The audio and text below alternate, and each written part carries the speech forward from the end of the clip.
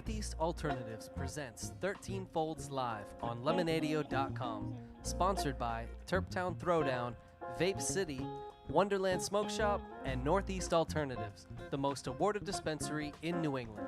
Featuring Dave Death, Jess Salemi, Rubber Chicken, and Eddie Bills, with special guest Bill Bartholomew. And now, here's David. That's right, Rubber Chicken. It's another episode of 13 Folds Live from the Parlour, presented by Northeast Alternatives on Lemonadio.com. Tonight, we have an awesome guest. You guys are really going to like this. We have fellow independent journalist, producer, musician, the man behind the B-Town podcast, Bill Bartholomew. But before we speak with Bill, we need another weekend recap because this past weekend was definitely off the hook. Oh, this weekend was awesome. I definitely spent 3 days in bed afterwards. Well, it was your birthday, so you deserved it. And we had that place packed. Friday was, I think that might have been our best show yet since we started doing shows together. I mean, yes, I know it's really. I'll fix it. But yes, definitely. It was definitely our best show by far.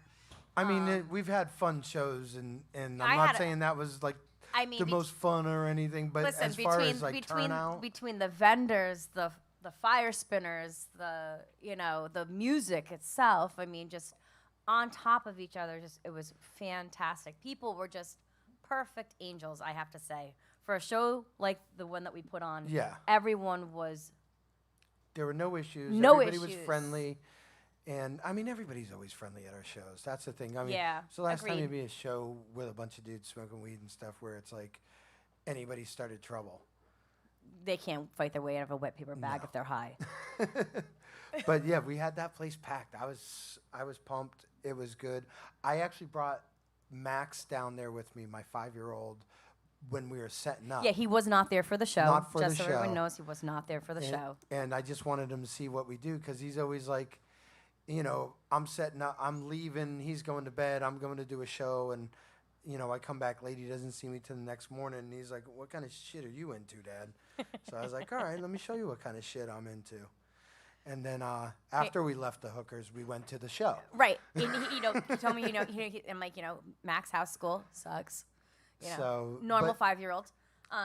But no, he loved it. He wanted to. I'm like, dude, you can't hang out all night. But he loved just watching the setup and seeing how we put together all the speakers and the sound is all put up. And he was amazed. He was having a blast. So. Yeah, I mean, I was really, really happy with with all the vendors that we had.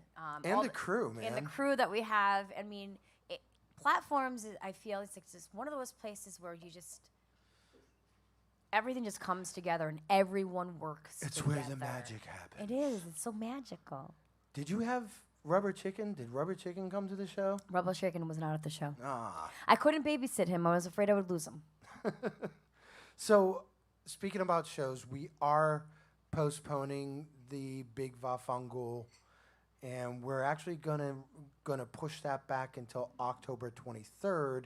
And make that a part of the Wonderland Tea Party. I think that's a good idea. Well, you know what it does is we usually have the Wonderland Tea Party. There's the members only section inside, and why not feed? And why not feed everyone? We're gonna feed our members this year at the same time, and let everybody else hang out outside and watch the bands. We're going to keep it indoors, outdoors. We're still going to have vendors and everything. Perfect. But now everybody gets a 4-course dinner as well.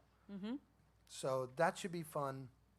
This is probably. The bands that we have for that night to begin with is going to be. Oh yeah, it's going to be so awesome. much fun. We got Slurp, Bear Fight Club, and Sergeant Baker and the Clones. Yeah.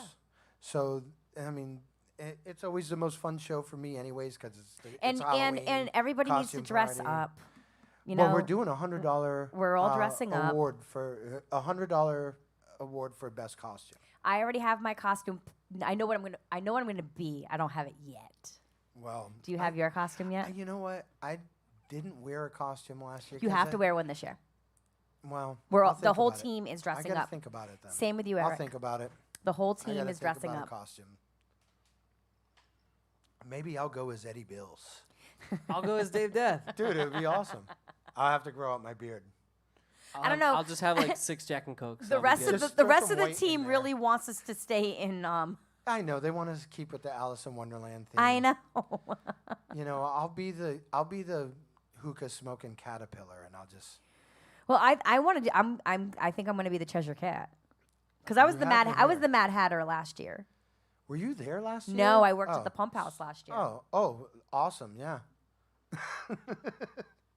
Weren't you away in Vegas or some shit the last Halloween? Your last Halloween show, yes. Your Wonderland, I was in Ohio, Vegas. Oh, okay. Vegas, Ohio. It's pretty close. I wish I was in Vegas for Halloween. That would have been freaking awesome. Then, the other thing I think that was pretty crazy that happened this weekend. Did you hear about the volcano that erupted in Spain? No. You didn't hear at all about? No. Yeah, some volcano Like I said, erupted I in stayed Spain. in bed for like 2 Did you days hear about after that, my Eddie? show. No. I guess I'm the only one. Bill, did you hear about the volcano? I did, yeah. All right, so at least somebody else. I'm not lying, so at least somebody heard about the volcano. This did happen. How bad was it? I mean, it's a fucking volcano blew up, man. It was shitty for anybody near the volcano. And it was in Spain. It was in Spain on TV. It looked awesome. I enjoyed every minute of it, but I was unaffected. I can't believe I didn't hear about that. I can't either. I was like, Usually I hear about this is everything. big news. We got to talk about it. I have no idea. Like, I didn't look it up or anything. I just saw it on the No. news and figured, well, I'll bring up the volcano. Somebody else got to know the specifics. So I'm going to go with a lot of people probably died. They had to evacuate. You think They're that- closing it was down that Spain. bad? They're closing down the mountain around the volcano. So don't go vacationing around Spain. Volcano Island in Spain. That's that's the news report, and that's the news wrap. World news from 13 Folds. Volcano Island. Okay. So anyway, once again, I want to thank our premier sponsor, Northeast Alternatives. Thank you guys for doing all this for us, and I think they're up to like 26 awards and cannabis competitions now. Like, they've been cleaning house all week, all summer. They've done like 4 different competitions. They still got the High Times Cup coming up. Yeah. And the Harvest Cup, but they've already this year, I think they've taken home like another 6 awards. So they're kicking ass. I also want to thank Vape City, Wonderland Smoke Shop, and Terptown Throwdown for supporting us in everything we do. Thank you guys for helping and sponsoring the show. And we love all of you. We couldn't do this without you. If you're listening right now on Lemonadio.com, go check out our YouTube channel, 13 Folds Live. Check us out and like us on Facebook and Instagram. And we also have... You can see the chicken. Yeah, you can see the chicken. You can hear him, but you can't see him right now. You want to fix that. So, because the chicken's awesome, like perfect coloring. He's great for video. Thank you, Kimmy. Also, don't forget that the parlor is now open every night. We have reggae night every Monday. And we can't do what we do without the parlor right now. No, we cannot. No. And you guys should be down here supporting us now. We need everybody who's listening or in earshot or watching. Come on down. Be a part of the studio audience down here. It's lots of fun. We're always having a good time. It's always a party when 13 Folds in the house. So come on down. Check it out. Show us some support. Support the local artists, because that's why we're doing this. We want to showcase the local talent that we have here in Providence, Rhode Island, and New England in general, and show the rest of the country what we have to offer, because this is one of the greatest music scenes in the country that I've ever been involved with. So we really want you guys to come down, show your support, show your love to these guys, and come on down. Wednesday nights, I think Steve Donovan is doing the open mic. Is that when that is? Yeah. Yeah. So every Wednesday, Steve Donovan's down here, and then I think every Friday we have karaoke down here, and this Saturday we have the final dropout night. It's the last dropout night, a tribute to John Tierney. Bring cookies. Bring cookies, and John was beloved. He was beloved by everyone. One of my best friends, definitely Hanson's best friends. I'm really sad. I'm gonna miss it. I hope that somebody videos it and gets something so I can see it, because so many great artists are gonna be playing that night. Eddie Bills. I think I'll be working the door. I'll see what I could do. We just need one. Is that what? camera. Are you working the door for that show? I believe so. You know what, dude? I would rather have you. I'll work the door. You do. I might video. even end up being on sound. I don't know. Well, yeah, I can't have you do video and sound. Well, we'll figure something see. out. We'll figure something I'll out. keep that camera streaming or something. Right. Yeah, we can get some shit going here. We can figure it out. But anyway, that's enough about this weekend. Right now, I want to talk to our good friend, Bill Bartholomew. He's in the house. We're going to talk politics. We're going to talk music. And then we're going to come back and have a word from our sponsors. But before we do all that, we want to have Bill do a set for you guys. So without any further ado, Bill Bartholomew live from the Parlour, 13 Folds live on Lemonadio.com. She's a girl lost this world, so unfurled when I carry on like that.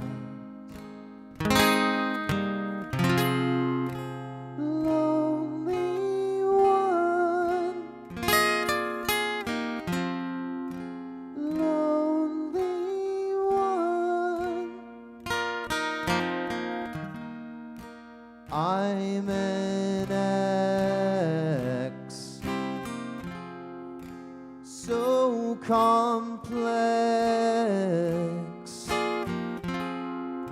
such a mess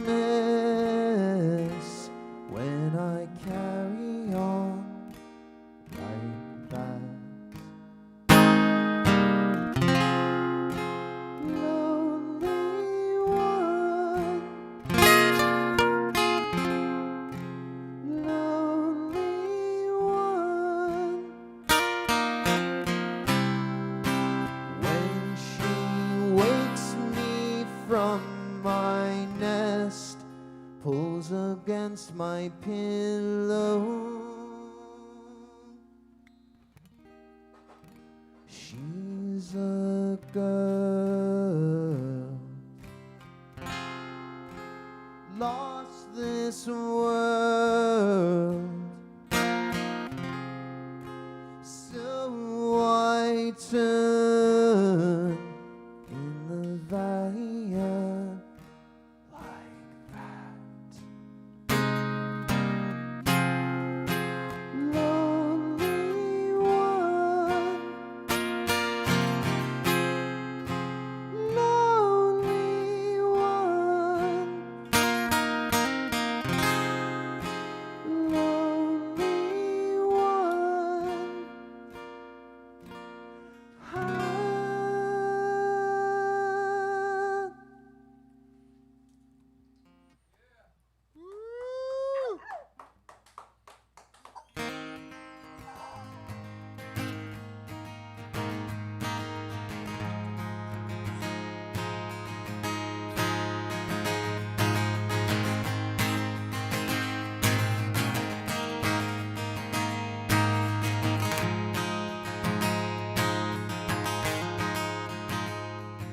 It starts with a weeping cold goodbye, heading out of town, high rises, bungalows, and one of two endings that arrive.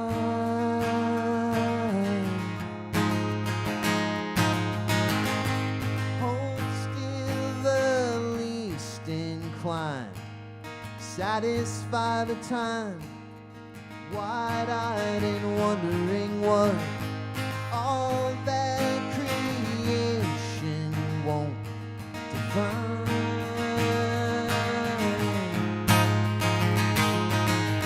Was in a lull, unknowing truth to bring me through all that I hide, becoming true to bring me through winds. I can't erase all the mileage that's transpired. I can't believe that I fell from the world on a wire. With nothing left to say, pictures from the grave, and in the refrain, our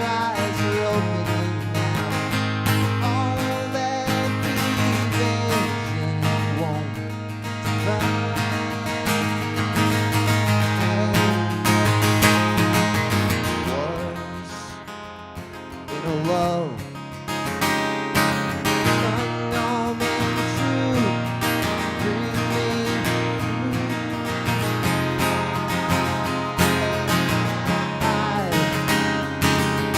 becoming true to bring me through winds.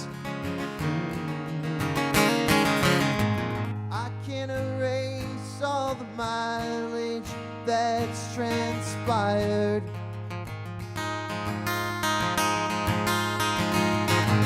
I took a tumble from a dangling world on a wire.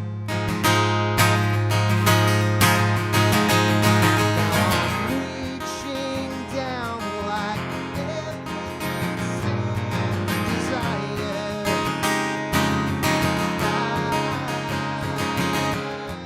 I can't believe that I fell from the world on a wire. World on a wire. World on a wire.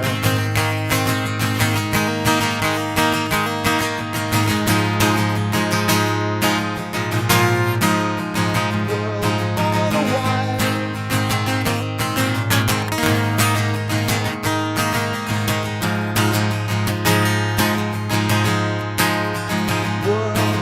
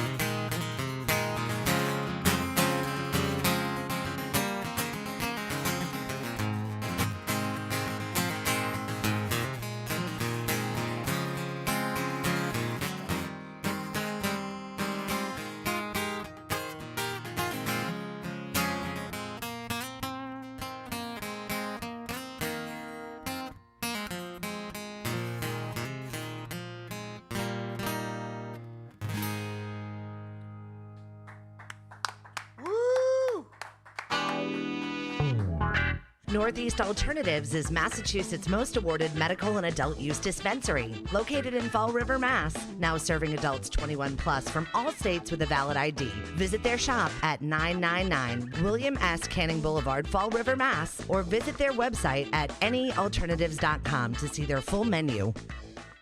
Wonderland Smoke Shop carries all of your e-cig, hookah, and tobacco products, as well as an assortment of imported and fine cigars. There is also a vast selection of rigs, mods, and glass for the connoisseur in you. Wonderland is a great smoke shop for all of your needs. With great prices, great service, and family atmosphere. From special orders to new products, their honest and trustworthy staff will exceed all your expectations. Visit Wonderland Smoke Shop in Warwick, Rhode Island at 666 East Ave. Don't forget to follow them on Facebook and tell them 13 Fold sent you. Lemonadio. Did you ever hear of anyone smoking dried mushrooms? What? Oh, nothing. Skip it. Providing relief from dry mouth since 2020. Tell me who it is, damn it. You got 5 seconds to tell me who the hell this is. Lemonadio. Welcome back to 13 Folds Live from the Parlour on Lemonadio.com. Presented by Northeast Alternatives and sponsored by Wonderland Smoke Shop, Vape City, and Terptown Throwdown. Thank you guys for all of your support. If you're not watching a live stream on YouTube, please go subscribe to 13 Folds Live now and check out what we're doing. Didn't we have a shout out actually on the live stream? We do have a shout out. It's for Randy Robbins. He is, he really, really enjoys your music. The doctor, Randy Robbins. All right. Thanks for checking it out, Randy. And definitely, guys, go check it out on YouTube, 13 Folds Live, or watch on Facebook. Do we still have that set up to where people can donate for the Parlour and stuff like that on there? Yeah, in the video description, there's information. Awesome. So go there and donate. All the proceeds go to our staff, engineers, and everybody who helps put this show together for you guys. Thank you for joining us tonight, everyone out there, and thank you, Hi, Bill Joanna. Bartholomew. Thank you for coming and joining and doing this. What a pleasure. So where are you from originally? I grew up in Rhode Island. I grew up in South County. All right. So I was there for like first 21 years of my life, and then after that, I went to Brooklyn for a decade, and then came back here.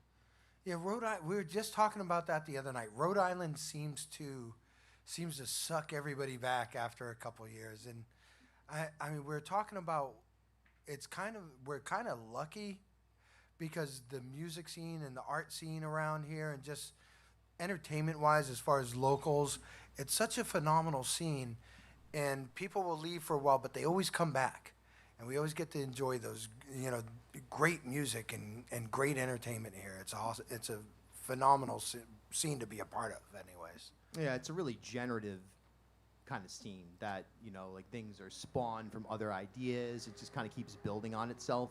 And so many people working together, doing projects together all the time. You always see different people starting new projects and crossing over. So that's enjoyable to watch. Yeah, I find it, having said that, I think there's also a lot of peer groups and sort of niche areas that don't cross-pollinate that much, and I think that's the biggest downside to Providence, is that you don't have a lot of bills that will have, a hip-hop act, a hardcore band, a singer-songwriter.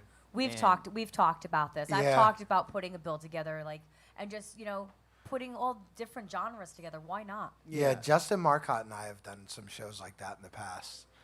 I'm sure they've happened, Yeah. but just on a rule of thumb, I don't get the sense that there's a lot of, I think it's happening more and more, but I think if you look at in the hip hop community now, how here in Rhode Island or in Providence, there's a lot of artists that are competing with each other, which is a really good thing, but they're also very supportive of each other, and they really kind of build upon what everyone is doing. It just creates this buzz. I feel like in the songwriter rock world, that's not really happening here right now. And it'd be good to see more of that, like that healthy competition, but also the support that goes along with the it. support that goes I along agree. with it, and the I totally agree with overlap this. of peer groups and friend groups. And maybe it's just my perspective, but I get that sense, and that's, I think, the biggest difference between other towns is, and you're totally right, there's a lot of great talent here, and there's a lot of infrastructure. There's a good amount of venues. you're very close to New York. You're also in a place that has a constant influx of students and new interested audiences. And you're around a lot green of talent artists. too. There's a lot of new talent that comes in because of the colleges. Yeah, and those are valuable things. So it's like it's great, but it's like, oh, I'd like to see it grow even more. And I think also you look at what's happening in Newport. It's a phenomenal scene there, and I think more integration between Newport, Providence, South County, and so on and so forth would actually yield an even better music scene here. Now, when you went down to New York, did you go down to do music? Yeah, my band, the five of us, formed that band in, I guess, 2004, about this time of year. It was in a car ride to go see Wilco in Boston or something like that. They were like, all right, let's do it. And all five of us either quit jobs or broke up relationships, the whole thing. And we all moved down together. And just by sheer luck, kind of. I mean, not sheer luck. There was some scouting involved, certainly. Yeah. But we ended up in this amazing building called, well, there's two of them, the McKibben Street Lofts. I was in 248 McKibben. And the five of us rented this 2-story loft, super cheap, and we had a practice space in the basement, and everyone lived in like doghouse style rooms. And you're in a building that is just filled with people from all over the world that just decided to do the very same thing. Just say, all right, let's go take a run at it at varying levels of commercial or quote unquote commercial success. And it just created this really amazing space. Most of them moved back after a few years, but I ended up staying there for a full decade in that same general environment. And what was the band now that you were down there with? Yeah, that band was called Commas. Okay. And it was a cool band, because we had a situation where everyone rotated through different instruments. So sometimes I'd be playing drums and somebody else, Chris Knott, for example, a great talent here in Rhode Island, he would be singing and playing guitar, and we had auxiliary players. So it was just like a really interesting when you had that whole community to pick up extra players from of different people in the building. Yeah, that's for sure. It's like we were able. Well, every one of us moved down together from Providence. So the five of us stuck together with that band, and then you're right. After that band dissolved, I started to meet all kinds of throughout the course of 10 years. I started to meet all kinds of musicians, collaborators, artists, graphic designers. Back then in like 2004, 2005, when you were, you're green to New York out there, what was the scene for you guys out there? Oh, man. Well, there was a lot of really interesting stuff happening in Brooklyn, either right then or right before we got there. You were starting to get the sense that, so indie rock went mainstream really in about 2003, I guess, with that Modest Mouse song. And then like the Garden State soundtrack. So it started to get to the point where, and I use this literal example of like somebody I would temp with at some stupid office job would be like, oh yeah, I'm coming out to your loft show tonight because I read about it on Oh My Rockness or some blog. More average everyday music listeners, quote unquote, were listening to indie. So you could tell that what was happening there was starting to reach a wider audience. And you had bands like Animal Collective, TV on the Radio. I saw TV on the radio here in Providence at Lupo's, right? Nice. Yeah. They were in that neighborhood that we're in. And you started to see this more experimental version of indie than like even what the Shins are doing or something like that. But people were buying into it. Well, I think the internet had a lot to do with it because it became so much easier in the, early 2000s to produce stuff on your own without having to go to a big production company or a producer and pay a lot of. People were doing a lot of stuff, just figuring it out on their own, putting out music. And with the internet, you had the ability to reach masses that you never had before, early 2000s. I mean, we had I remember the Napster days and all that stuff, but it wasn't the same. It was all that was all just being built. And I feel like early 2000s when it all finally got to the point where it was able to, to function, it was able to be executed properly. Yeah. And that's, I think when you saw a lot of those independent bands start popping up was because they had opportunities and they took advantage of what they had available. Totally. MySpace was a huge factor that maybe arguably hasn't been replaced yet as a singular destination for an artist to go or for people to discover stuff on the internet. And at the same time, you had things like Pitchfork or Brooklyn Vegan, or these digital media companies that were starting to attract wide audiences and tons of credibility that could serve as quote-unquote gatekeepers. So in a way, it kind of changed from like this like really raw, super genuine, like the bands like the Moldy Peaches in Brooklyn that were happening, well, in Manhattan, that were happening in the late 90s. They were just kind of doing it, you know, with no expectations. Yeah. Then by the time we got there, there was this sort of second wave where it was like, well, you're just doing it and it's art. You're certainly not trying to be like the next John Mayer or something. But you're also now have industrial goals such as getting a Pitchfork review or playing certain festivals. And so I think it really started to change when we got there. It was starting to commercialize. Yeah. But it was early enough that from a real estate perspective, I was still in this like bohemian artist community with all these crazy people. That's awesome. Beautiful people. How old were you? So I was reading, and you got into radio real early, correct? I actually didn't. I was a huge radio fan. Yeah. I've been listening to radio, talk radio, news radio, music radio forever. Like as long as I can remember, my dad had like one of those old AM, FM boom boxes on the kitchen counter, and WCBS News Radio 880 would be blasting out of that, and like I just like fell in love with that format.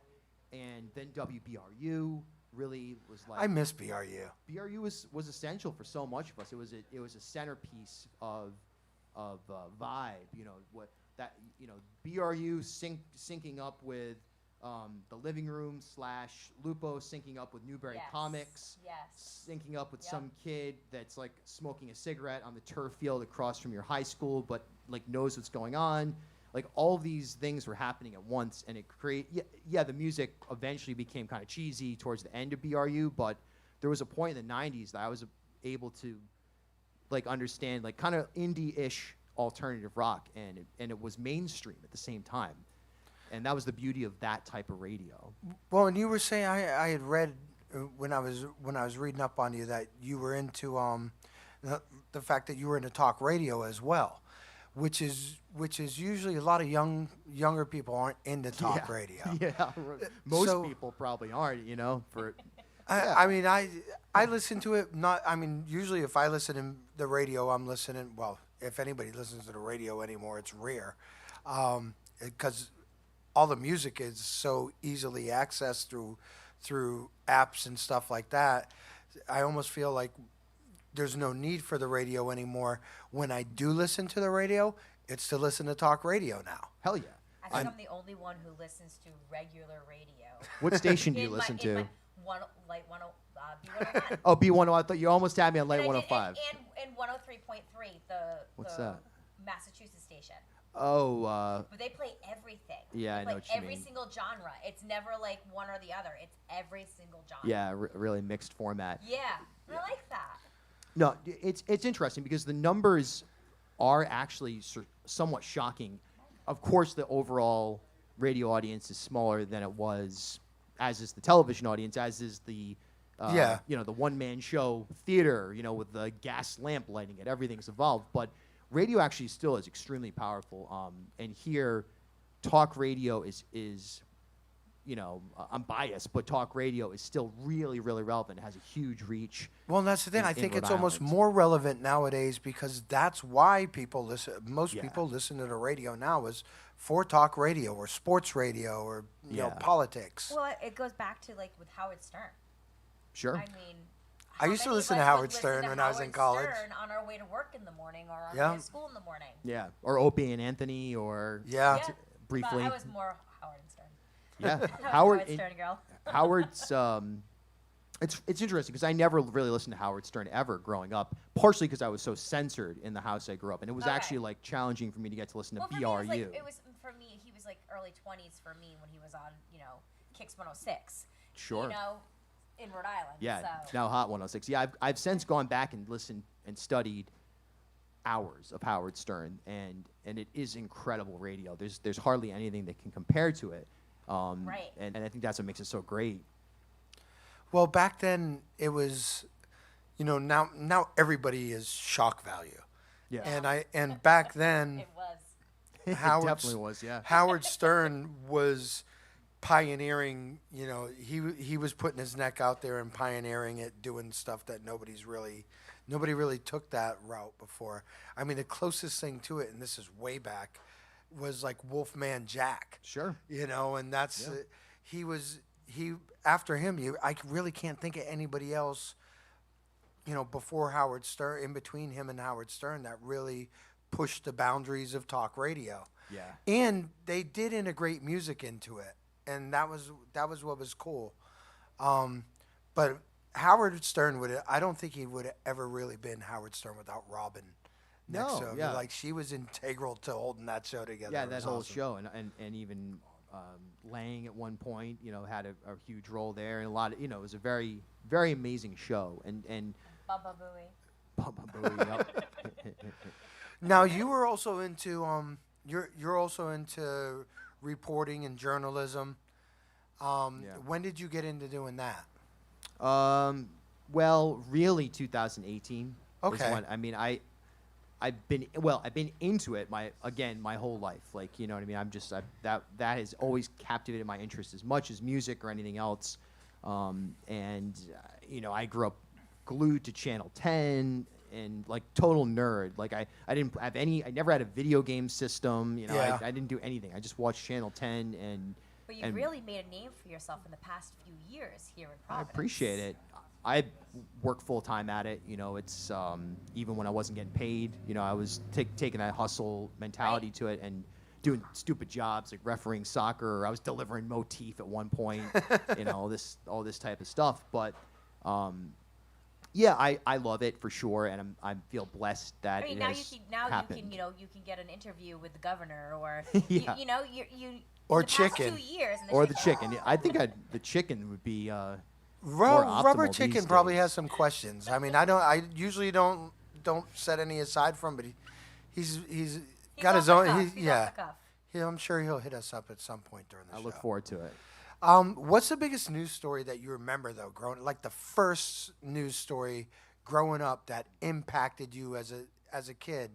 Like for me, I remember when John Lennon died. Wow. And that's the first story, anything that happened Really news-wise showing that your I age. can remember. Boy, first of all, that's an excellent question that I don't think anyone's ever asked me before. But I would say the first major news story that I investigated was Ross Perot dropping out of that 92 presidential race. I remember that. And trying to understand, what's happening here. Like, who is this guy? Why does it matter? Oh, there's more than two political parties. Like, this isn't just, as like trying to work my way without Wikipedia through that. I'd say, Imagine if he would have been elected.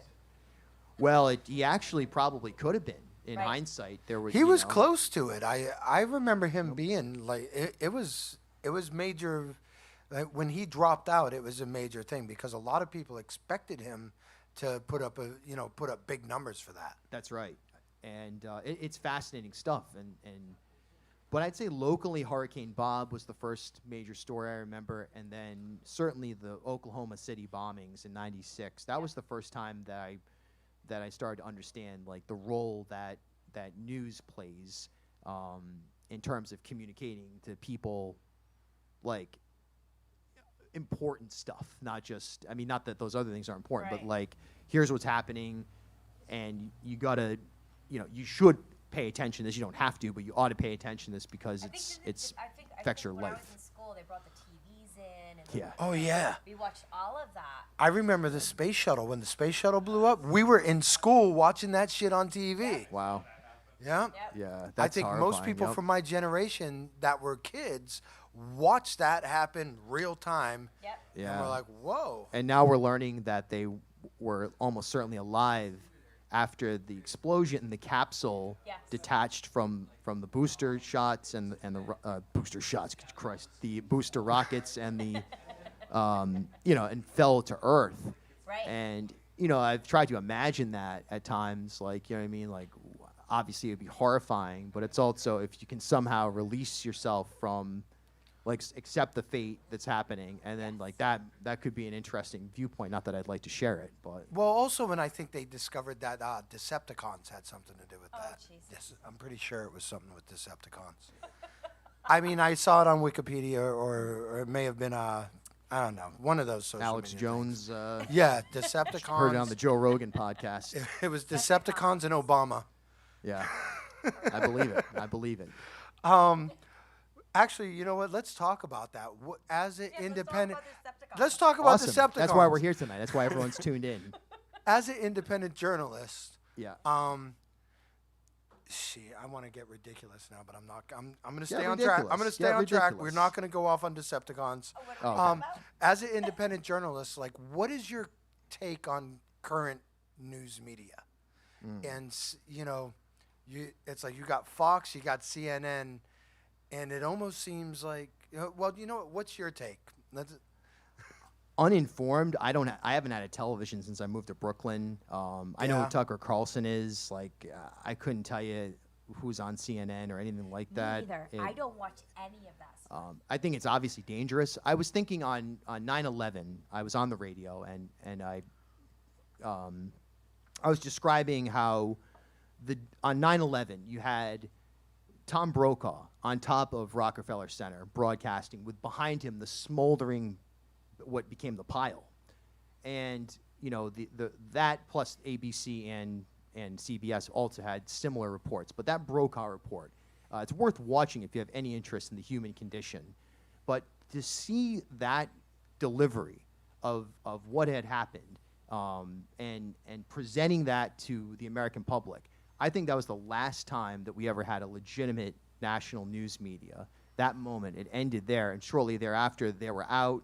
This whole new era of micro sort of narrow casting began, where it's like, okay, you watch Fox, you watch MSNBC, you don't watch the news at all because you either are disgusted by it, above it, whatever it may be. CNN's in there somewhere, and just somehow it just seems like the most unappealing thing. It's like in the world to me, it's almost that like they stuff. all have their own narrative, and it's very different from everybody. They each have an agenda, and it's hard for me to appreciate news or be able to watch news and take it seriously when you know that every different media has an agenda. Like, I walk in at night, my sister every time I come home from work, she's got CNN on, and I always get the CNN perspective. But I'll go and I'll watch I'll watch Fox News, get that perspective. I'll watch BBC. I like to watch all the different international stuff and see what they're saying, and it's all just, we have become such a. It's almost like it's participating in the divide. But I'm rambling on, so We gotta reel it in. we gotta reel it in. And the best way to do that, I think, is with some more awesome music from Bill Bartholomew. Look out. So stick around, guys. We're going to come back with more questions. And until then, let's listen to some tunes from Bill. Thought I was going to sneak in a sip out of my water bottle. Ah. I thought you were going to commercial. You know what? You had a nice tease there, getting ready to sending us to. Driving back, it's been a couple of hours. I got a long, long way to go. Just relax and tell some jokes to a silent radio. Faceless bats, they turn their backs and follow me to tomorrow.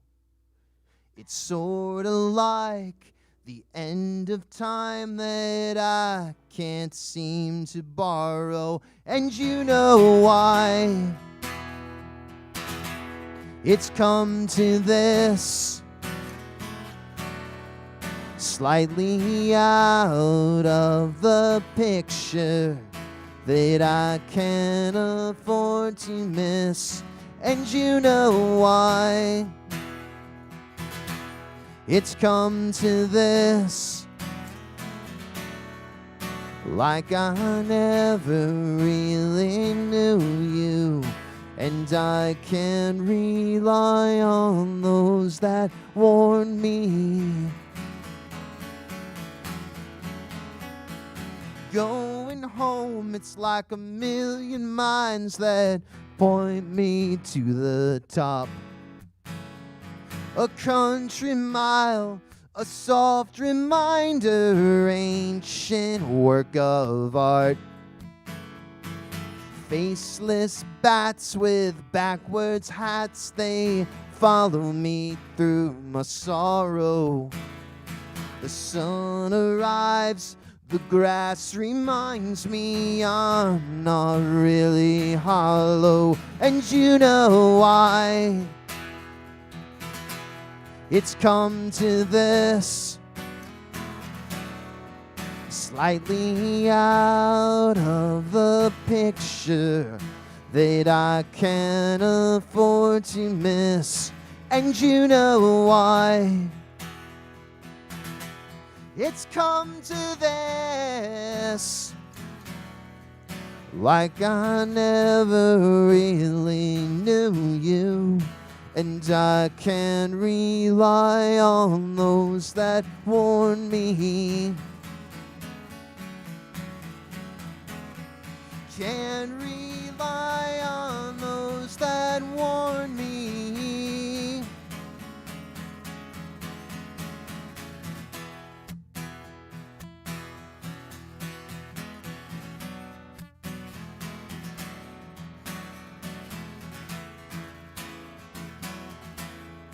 And you know why it's come to this.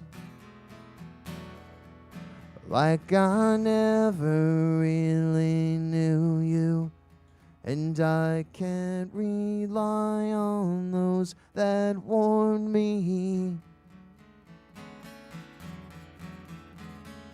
Can't rely on those that warn me.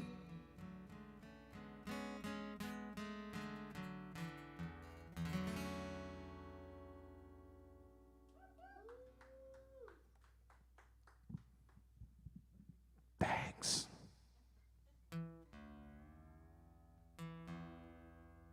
It's like the Joe Biden whisper there.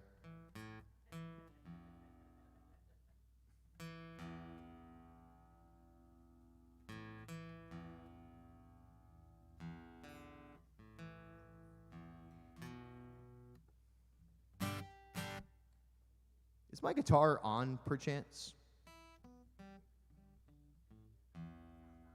It's on. It's coming out. Just nice and quiet. Nothing wrong with that.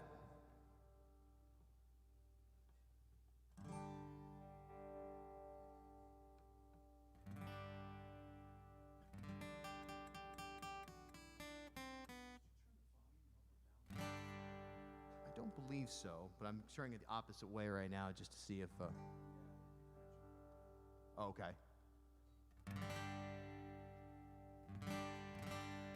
How's that?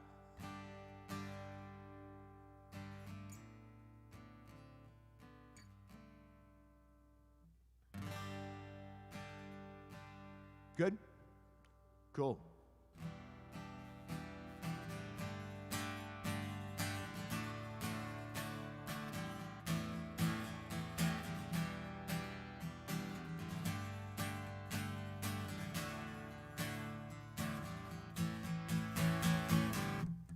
Could arrive orderly in my ear what brought me to my knees. Could erase gingerly the facts you got me to believe. I have no shame, no share of bitter lies within. Lying frozen, open arms are built inside you, built inside you, built inside you. On the dawn to recognize you, break you down.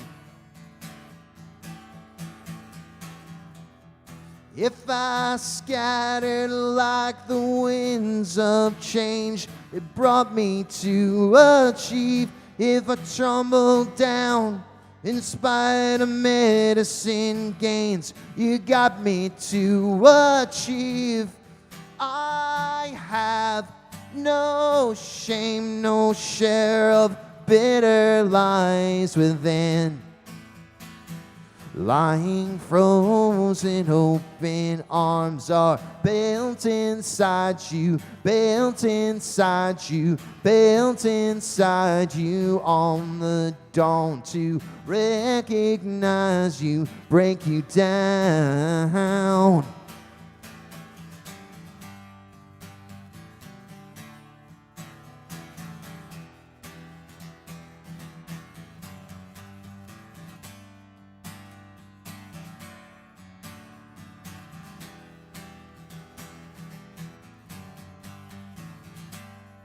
I have no shame, no share of bitter lies within. I have no shame, no share of bitter lies within. No, oh, oh, oh.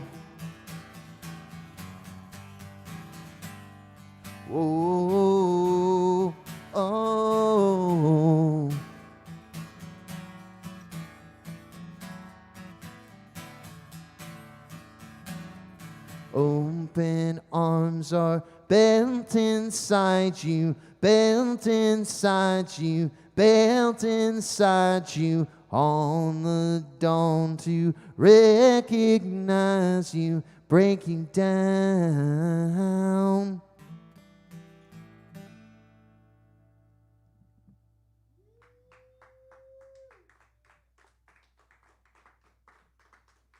Thanks a lot.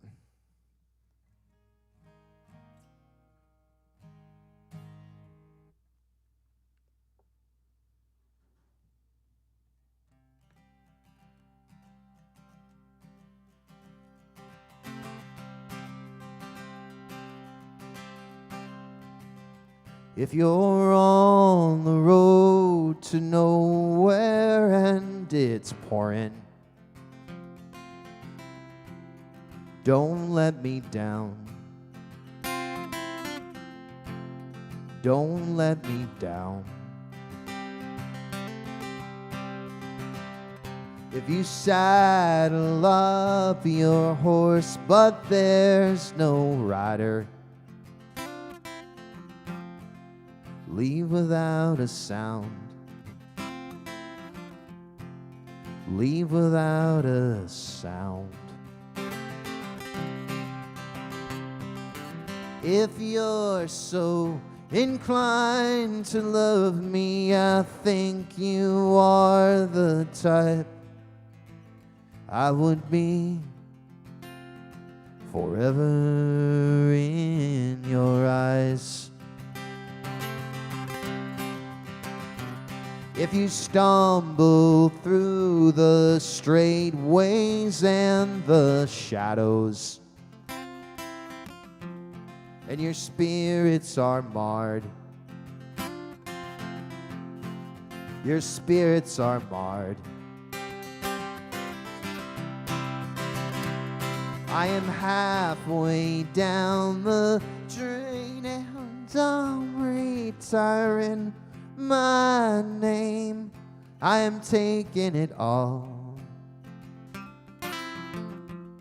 I am taking it all.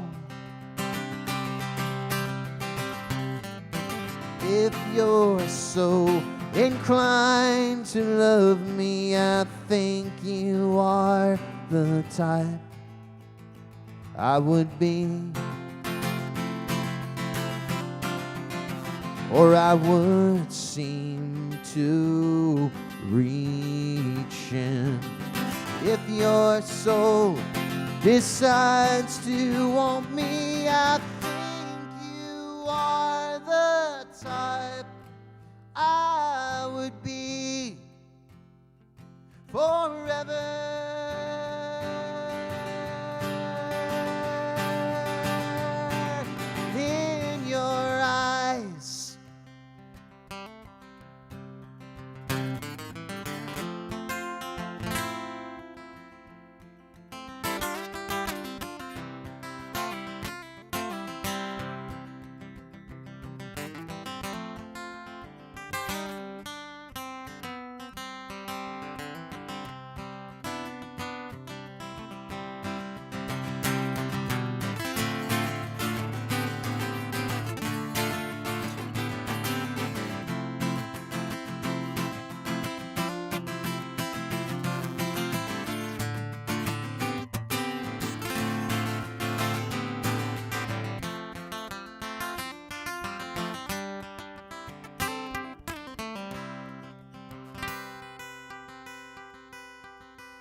If your whispers turn to whimpers in the city, don't let me go. Don't let me go.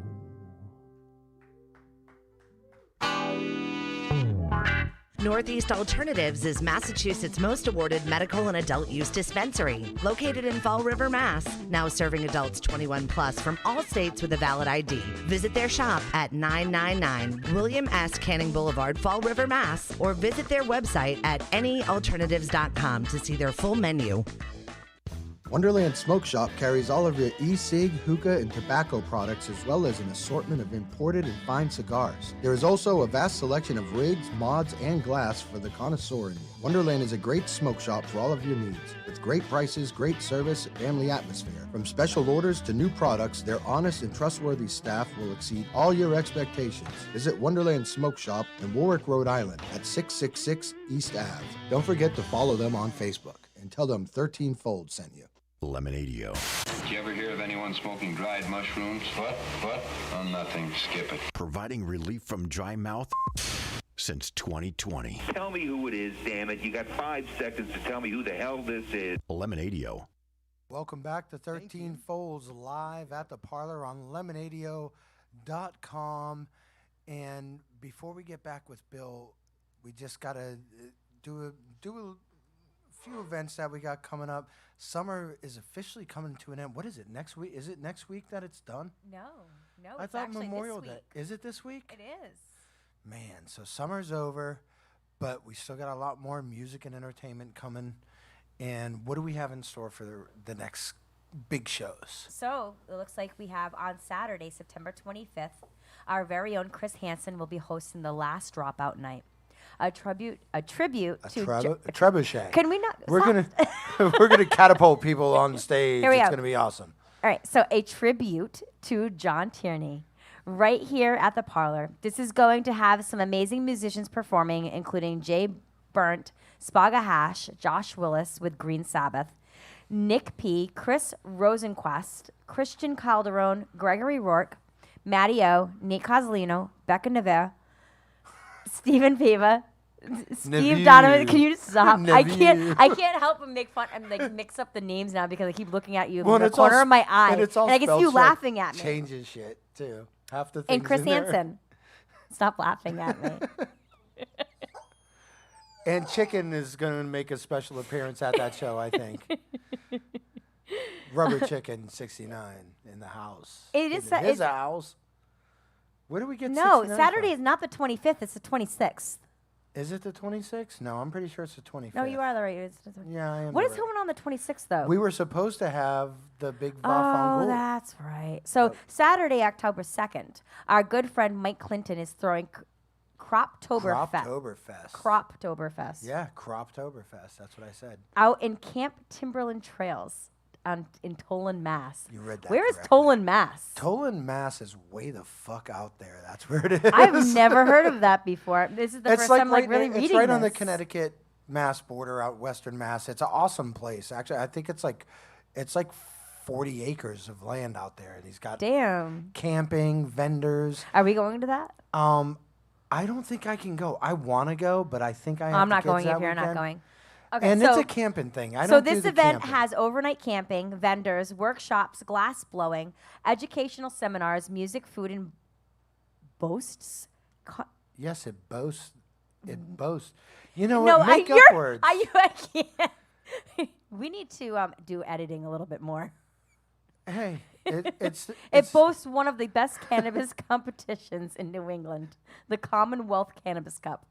Contact Mike Clinton on Facebook and see about making reservations now. Oh, you want to edit that? Did I? Reserve your spot now. reservations? You can reserve your spot now. Yeah, you can. You can call him and reserve, or message him, reserve. I mean, we don't have a website for this. No, I'd assume it's croptoberfest.com, but who the fuck knows? So just look up anybody named Mike Clinton. Hopefully you'll get it. Hopefully it's the right one. You know what? Look up Mike Clinton on Facebook, and if you see an orange background with a fucking pumpkin on it, says Croptoberfest. That's the best way to probably find the right him. dude. Then Saturday, October 23rd, we will be hosting our 8th annual Our Wonderland. annual. It's our 8th annual. Oh, it's anal. I'm sorry. That's 8th annual. Shut anal. up. Wonderland Tea Party featuring Slurp, Sergeant Baker and the Clones, and Bear Fight Club. We will also have a 4-course Italian feast as part of the VIP experience. That's Mamma where our mia. Bafangul is going to be. Yeah, we're burying it inside where nobody else is gonna know Right. what's If you going don't have on. if you're not VIP, you're not getting in. You get nothing. You get nothing. So vendors, costume party, But and music. more. Is there anything for the costume party? Is there going to be any are we going to be giving out anything? Yeah, $100. $100 best costume. $100 best costume. Yeah. Okay. All right. It's a $100 ticket, so you make your money back. No, I'm just kidding. My God. We're in Rhode Island. Yeah, there's no $100. $100 tickets in Rhode Island. Contact us at 13 Folds Magazine on Facebook for more information or on Instagram. Yeah, and we only have 50 VIP tickets available for that. But general admission is Oh yeah, as open many- to everyone. everybody. 21 But plus. that VIP admission, not only do you get a 4-course Italian feast, You with get a that swag thing. bag. I'm not doing swag Really? bags for this one. No, it's something different. Oh. Yeah, you get to judge a competition that's going on that night. Do we really need that many people judging the competition? I need 50 people. It's only 50 people Okay. that do the VIP stuff. You come in, you get to judge the Wonderland Tea Party competition. And Okay. for those of you who know what it is, you don't want to miss that. And it is, and plus with the dinner, yeah, there's no And you get that escaping a good time. Bafangul dinner. There's no escaping a good time. People are gonna get lit at this show, and we're gonna have vendors and all kinds of cool shit. Lots of vendors. If you came to the show last week with us, you got a little bit of a taste of what kind of vendors we'll be having. So Yeah, and that's what the Wonderland Tea Party is. The same kind of vibe, except everybody's dressed up crazy, and it's. I can't wait. No, oh yeah, because this will be your first one. This is my first one because last year I was in Ohio. Yeah, I was working. beautiful downtown Ohio. Definitely not. So anyway, we're back with Bill. Bill, awesome set. I love your music, man. Oh wow, thanks a lot. It's weird to be playing seated. I was actually seconds before we started. I was moving the stool back and I was about to stand up and I was like, yeah, there's cameras. This is gonna. Oh no, you can Just stand up annihilate. anytime. You know, I can stand? Dude, we got Eric's cameras got everywhere. this. Yeah. Eric can fix anything. Dude, we could Wow. film the Matrix on this stage. We got Okay. cameras everywhere. Maybe Stop I should motion. do some push-ups and play at the same time. Then see. We Dude, could make that happen. I would like to see that. I wouldn't. But, you know. Well, that's cool. Yeah, no, that's good to know. Perhaps I'll kick the stool out of the way. Can you actually kick it though? You got to actually kick it. I'll kick it. I'll give it a Okay. kick. Yeah. All right. Oh, don't break anything. We got to pay for it. Like your foot. Don't break your foot. Don't break your Well, you foot. know, I was actually or at the stool. the orthopedic doctor this morning because I fell down some stairs earlier this summer, and of course I didn't do anything about it. You know, my knee swelled up and everything, and I was like, I know I tore something or whatever, and then I let it go, but I was like very ginger for a while, and then I played some golf a few weeks ago, and I came back and I was like, oh God. But I got the good news this morning. The broken toe has healed. The broken foot has healed itself without having to cast. I've been walking around With a broken foot all that time. Yeah. Yeah, that's manpower for you.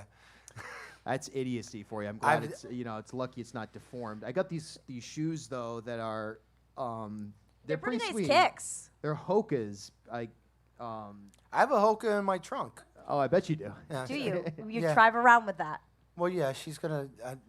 She kinda- charges too much. She? It's a she? It's a hookah. Oh, a hookah. Isn't that what he said? It's It's just, a hookah. Providence Like here. a hook, like a hookah, like a hookah. I was thinking hookah as well. I was thinking hookah that's the too, direction I was- right? I bet you do. well, obviously you guys don't Literally. run in the same circles I do. Welcome to 13 Folds and Chicken. Bill, when did you get into actually playing music? Like, were your parents supportive of it as a kid? They were, yeah. I got a conga drum and like the Casio keyboard and stuff like when I was a little kid.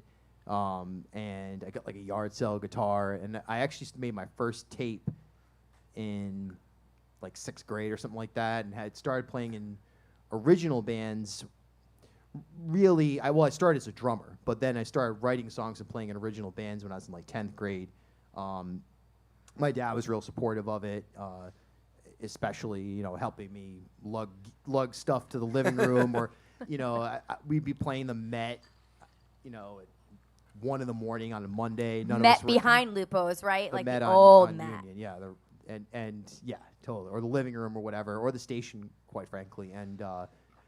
Yeah, I was lucky because, I mean, they weren't like band parents. Like I now see or I've known parents who are like the way that some people are to sports. They try every gig. They weren't at that level, but I think they're happy with what I was doing. I don't think they ever envisioned that I would try to pursue it beyond entertaining, like a myself. hobby or but when I did, eventually they were supportive, and so was most of my social circle, if you will. That's awesome. Yeah. And you need that support mechanism, especially when you're first starting out. It's important to have that. There's a lot of people that, me with my art, growing up, my father was always like, "You're never gonna make any money with being an artist. You're stupid." Well, go yeah, to business." sure. And now I make money doing art. Yep. So, Well, having that you're a graphics designer. whatever. It's a silly title. Which bands influenced you most growing up, or band? Well, on a lot of different levels. I think the first time that my mind was blown was when I heard Faith No More, All right. and I was like, "Oh, okay, we That's can go here." How old were you? They were already broken up by then, so I was 12. Maybe they just about to break up, so I was maybe 12, 13 years old when I first heard them. That's awesome. And then Mr. Bungle, and went down that Mike Patton road. Neil Young is also huge for me, as a songwriter. Did you know that Neil Young is married to Daryl Hannah? They just got married in I had 2015. no clue. Yep. What is she, 80? No, What is she's he, 70. Oh, so he's 80. No, she's like in her 60s. She's in Okay. her 60s. Yeah, he's 80. Yeah. Neil Young. I've seen Neil Young twice, and I just read the article. The both other day, that's why I times, know. all he did was play his country stuff, and I'm not a big country fan, so I was disappointed both times. And I loved Neil Young growing up because my parents were big Crosby, Stills and Nash fans, and the Crosby, Stills, Nash and Young albums were like the ones that blew my mind. Yeah, sure. And so I was a huge Neil Young fan. I even had the chops, dude. in You had the whole college. look, yeah. He just had the chops the other day. Don't let him fool you. Yeah, that beard grew quickly, that's for sure. So Faith No More though. That's it. Yeah. I love Mike Patton. Mike Patton is such a next level artist and business person and performer. And party animal. Fucking Party animal, everybody I absolutely. talk to in the music industry that has hung with Mike Patton is like, Mike Patton parties harder than any other person we've ever hung out I with. have to say, I'm sorry. I don't know a lot of Faith No More. My stuff. 5-year-old loves the entire Faith No More catalog. I feel I can see horrible that. right He now. will sit down and just rhythmic. rip it up. You don't really know what the words are. It's just sort of like this melodic, rhythmic. It's very, it's very tribal and very. It feels like it's going back to some like old music, like centuries and centuries and centuries ago. Before like classical music, there was other like dominant music, and I feel like Faith No More represents that. It's just like raw, tribal, organic music. Well, so it's almost like when you were talking about how the independent music scene, the indie music scene popped. So in the early 90s, like 80, 88, 89 into like 95 is kind of when Faith No More came out on the scene. And we had Jane's Addiction. Yep. And it was like, that was the wave that I kind of graduated high school with, was that wave of music. And it was like they created a new genre of mainstream music. And Faith No More, one of the pioneers of that. Yeah. They were supposed to do a reunion tour, and then COVID hit. Yeah, and so that got they just announced new dates, and Mike Patton canceled them for a mental health break for Mike. Oh, wow. And I thought that was interesting and bold and showing like a certain level of maturity as well that they would do that. And vulnerability. Vulnerability for sure, yeah. I always wanted to do, I want to do a cannabis cup. Like, I help everybody run their cannabis cups and concerts and stuff up here. And I always wanted to do a cannabis cup and have Faith No More be the headliner. And that would be, I guess I got to brush up on my Faith No More. You got some research to do here. Right. And when they announced that tour, I was like, yeah, this is my opportunity. And then COVID hit. And Yeah. so COVID that kinda dream did washed that. away. Yeah. So what about? How old were you when you wanted to become a journalist? Like, was it when you were young, teenage, adults? Like, In 1995, when I was 11 years old, I wrote to Frank Coletta at Channel 10, the Channel 10 Sunrise guy with a coffee mug Yep. and all that. Yep. That guy. And I wrote to him a letter that said, I want to be a journalist, or I want to be a broadcaster. I watched you every morning, Frank. I sent it to that Art Lake as well, kind of the yep. drunk weatherman guy. You know. But long since deceased. But so probably 95 is when I really wanted. That was something I always wanted to do.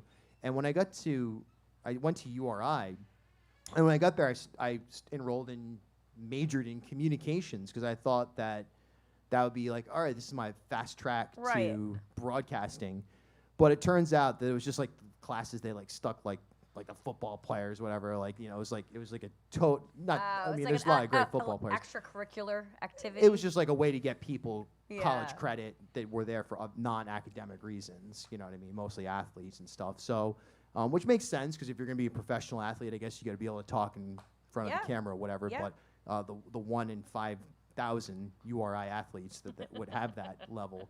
But anyway, so I left that because I thought it sucked and it was a waste of time. And then I went more into politics, but I was still really I never really saw myself running for office or anything like that. I always thought in the back of my mind, and throughout my time in Brooklyn working as a musician, I would always be collecting little bits of whether it was listening to New York talk radio obsessively or reading or attending events. I saw this great event, Tim Russert of Meet the Press moderating a debate between Mario Cuomo and Newt Gingrich at the Cooper Union. And it blew my mind. I was like, this is the most, there's no show, Faith No More was playing a free show right now, and I would much rather be here. I would any day rather be in this room. So there was an energy that was like drawing me in, and I became more and more interested in politics, reading tons of Noam Chomsky and anarchist zines and things like that. But then also like traveling to the South with my band and meeting all these kind of Southern conservative people. And How far south? Well, I've been. I'm gonna say Georgia. I've been down to New Orleans. I guess that would be the furthest. Well, within the United States, the furthest south I've been is New Orleans or San Antonio. I guess I don't know, or San Diego. I'm not sure what the most southern portion is, or Miami. I don't know, but all over. I've been all over the U.S. doing music, and always would get the local alternative newspaper. Always would flip through the radio. Talk to people and start to like paint this picture over 10 years of doing that. And I think all that time I was doing journalism. I just didn't know it. I was building up what would become my life today, essentially. So you're building an understanding because it is a different world. People don't realize, I mean, America's so big. Yeah. And we're almost like, 5 or 6 different countries just all slammed into one. Easily. And all these different regions are so different from each other. And I think in order to be a good journalist, or at least a fair journalist, that you have to have empathy and understanding of what these individual regions of the country, the way they think and the values and morals, they change from region to region. Yeah. And you have to, I think in order to be a fair journalist, you have to have a certain amount of understanding for those regions and be able to apply it to why things happen in those regions the way they do and what's the difference like between the South and here. Oh, totally. Or even between South County and here. Yeah. The huge difference. You know? It's actually a really big. Massive. I lived in Charlestown for 7 years. Yeah, that's where I grew And up. Yeah. I grew up in Coventry, then I lived in Charlestown for 7 years, and then being up here in Providence, it's such a huge difference. Major differences. Major differences. The Rhode Island is literally divided down the middle between red and blue. Just the way they think it's different, so and different. it comes from a number of different things. That And I love you know, all, my friends that live down in South County. Yeah, but there's like there's covert. There's things like I went to Charahoe, and there's like some wonderful people there, and so on and so forth. But there were also things like, we'd have like a soccer game against Central Falls, and the coach would come on the bus, and he wouldn't say what I'm about to say if we went to South Kingstown. He'd get on and he'd be like, all right, it's like some gym teacher. He's like, all right, like, make sure everybody holds on to your bags. Like, don't let anything out of your sight. Like, nobody leaves the field. If you got to go to the bathroom, you go with somebody. Like, somebody's going to Buddy system, bro. jump out from Central a dumpster Falls. and stab you in Central Right. Falls. And that was taught, and it was Yes. very pervasive, and Yep. it's sickening, and it's a horrible thing, and it's a racist, classist, evil thing. That's but it's horrible. also an innocent thing because these people don't know any better. A lot of them were, Well, a lot of and them, it's like, the opposite here in Providence too. I said the same thing. Like, my early 20s, I lived in Charlestown, so I went to the Ocean Mist. I hung out at the Bond View. I was in South County. I stayed in South Kingston. I never ventured to Providence. Yep. It wasn't until my early 30s that I discovered Providence Right. and what we had here. Yeah. And I've been, hanging out in Providence ever since.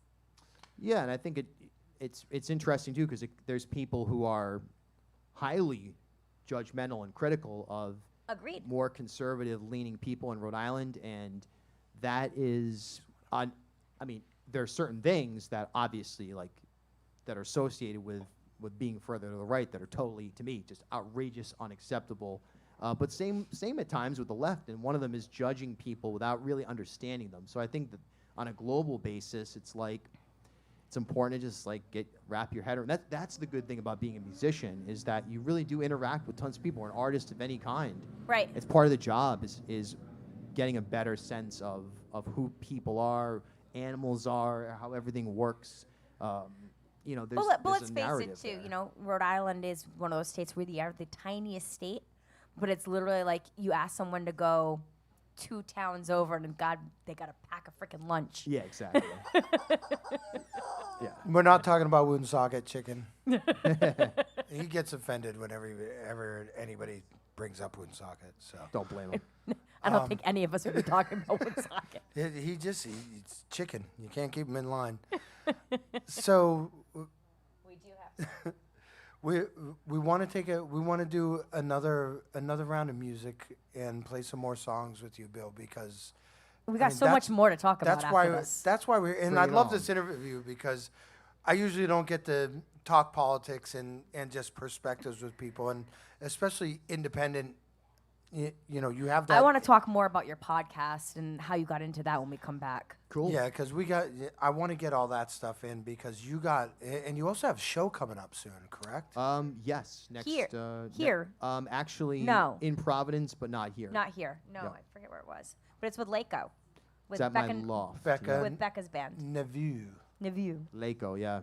So we'll talk about all that in the next segment. But right now, let's do. Actually, before we have Bill, take your drink of water now because I'm going to run on yeah. for like 2 minutes. I like this. I want to thank our sponsors once again.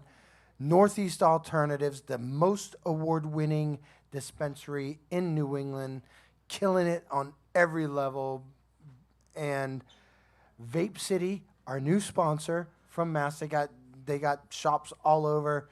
We got to make them a commercial though, so I can't tell you any more than that. It's secret. We're keeping it on the DL. And I feel like the people upstairs are going to come to the ceiling. Oh, they're cutting through because they're like Vape City's down there. Right. Vape City's awesome. Let's go Right. downstairs and see what's up. So thank you, Vape City. Thank you, Wonderland Smoke Shop. And thank you, Turptown Throwdown, for everything you do for us.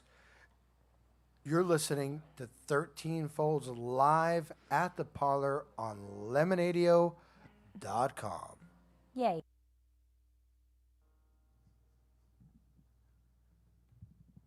Is that my cue? Okay.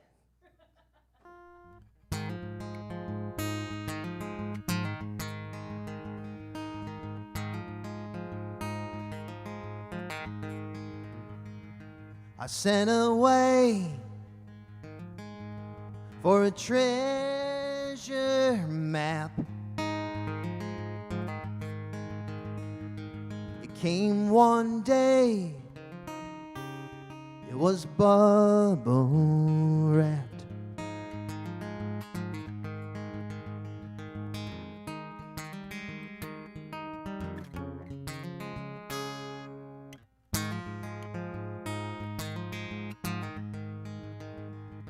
I stepped outside in the morning air.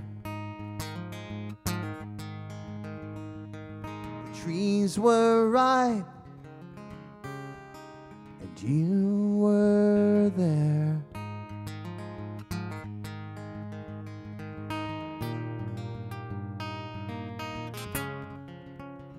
You're not here.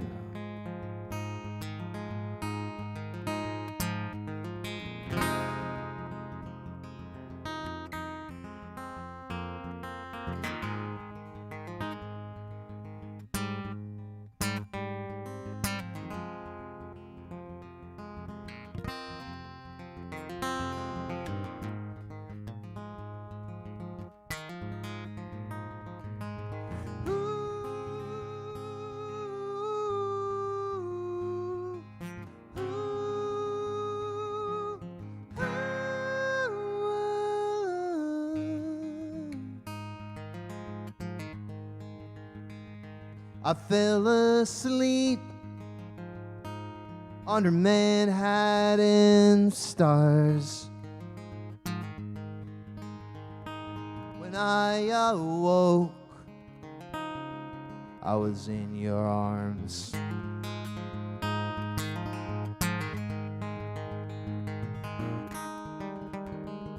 Now I'm always in your arms.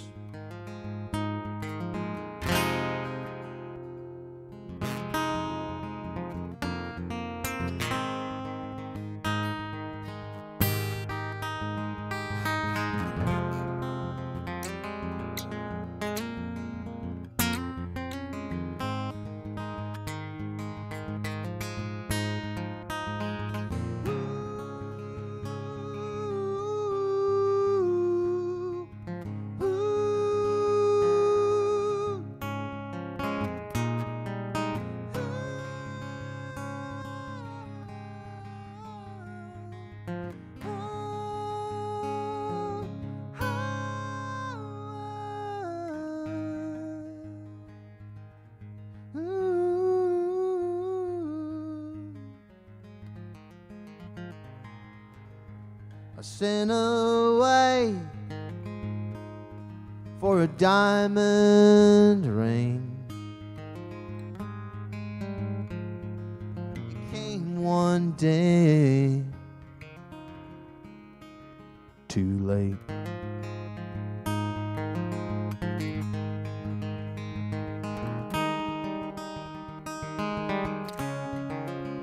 She slipped away.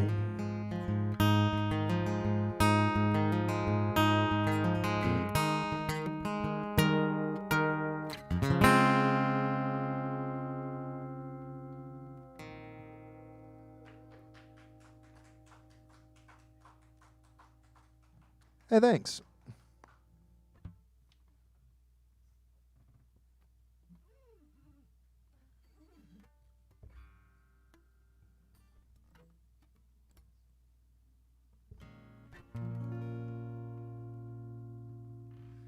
I'm chained to the stars. My heart is strapped to the sun.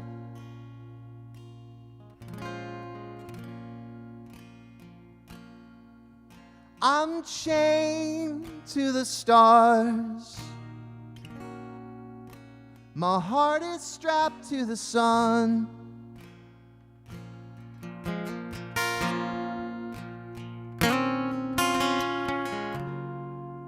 And I wake up every morning with my face frozen to the floor.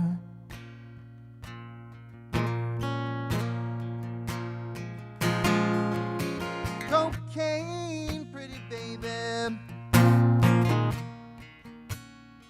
Cocaine and get my fill.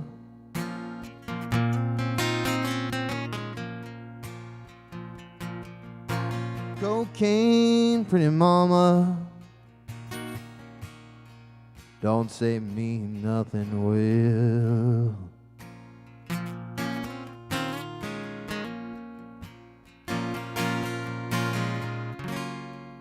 And I'll keep on riding this ghost train until the night becomes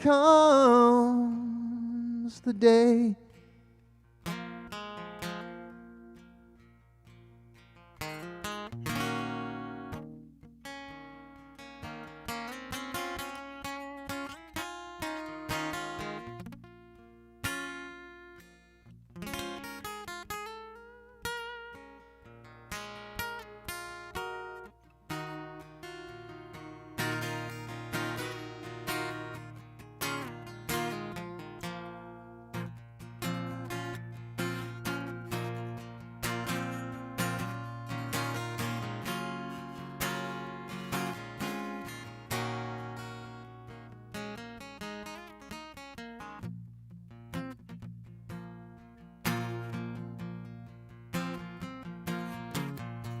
Take care, pretty baby,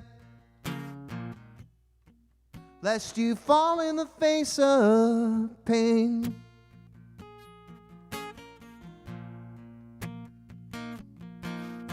Take care, pretty baby, lest you fall in love again.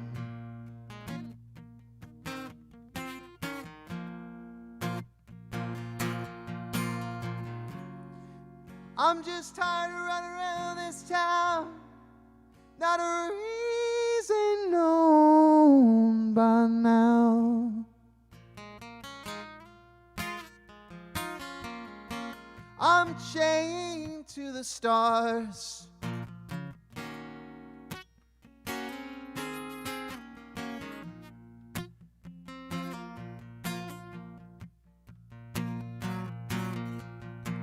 I'm chained to the stars.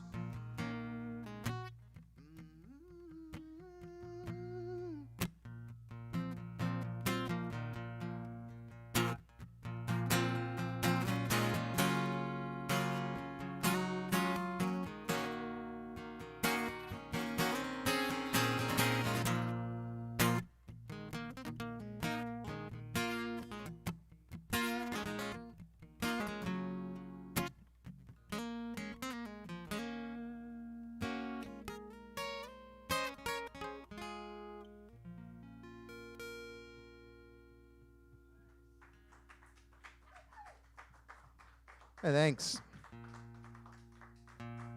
Feels good to stand up.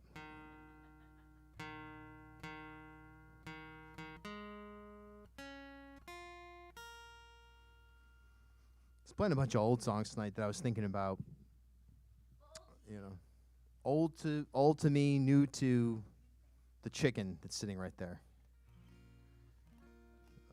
But yeah, these are everything I'm playing. I'm like I haven't played in a long time, and it was just down in Brooklyn this past weekend. I was just thinking about that period of just like constantly writing songs and this amazing open mic I'd go to, and each week would just be like write a new song, and then that batch just kind of just mostly disappeared. So I don't know. That's why I'm playing a lot of this kind of for like. Randy Robbins out there, he's probably like, some of these songs, like, what the hell are these?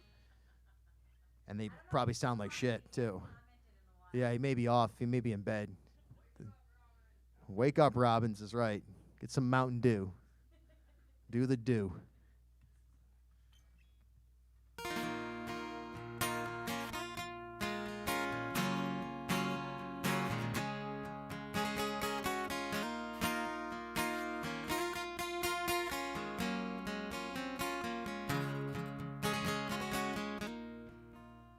This burning planet,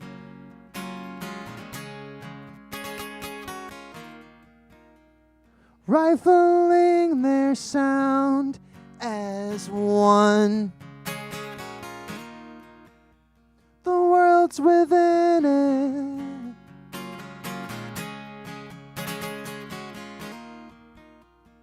Carrying themselves so far.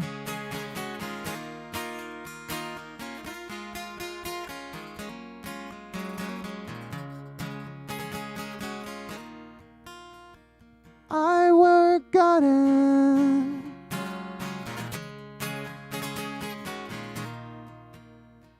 Just how far the skyline seems.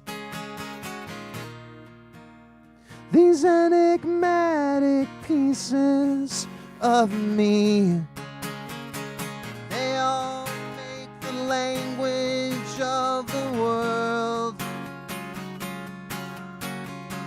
They all make the language of moving parts.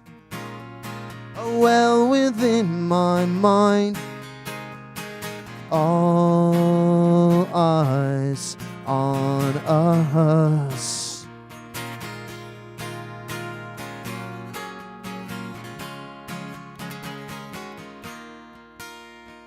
I went all out.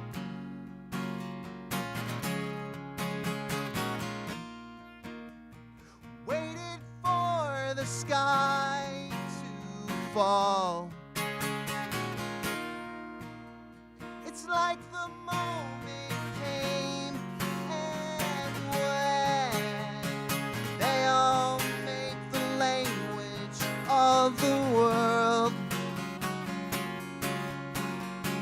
They all make the language of moving parts.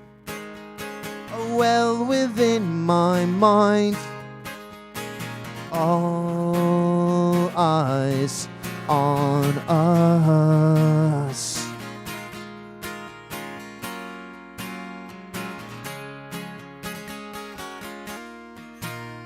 This burning planet, they all make the language of the world. They all make the language of moving parts. Oh, well within my mind, all eyes on us.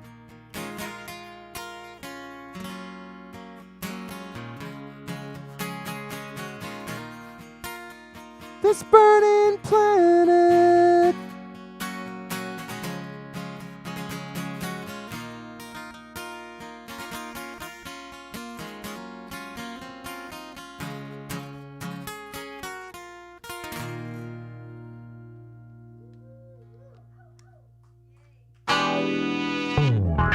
Northeast Alternatives is Massachusetts' most awarded medical and adult use dispensary, located in Fall River, Mass. Now serving adults 21 plus from all states with a valid ID. Visit their shop at 999 William S. Canning Boulevard, Fall River, Mass. Or visit their website at anyalternatives.com to see their full menu.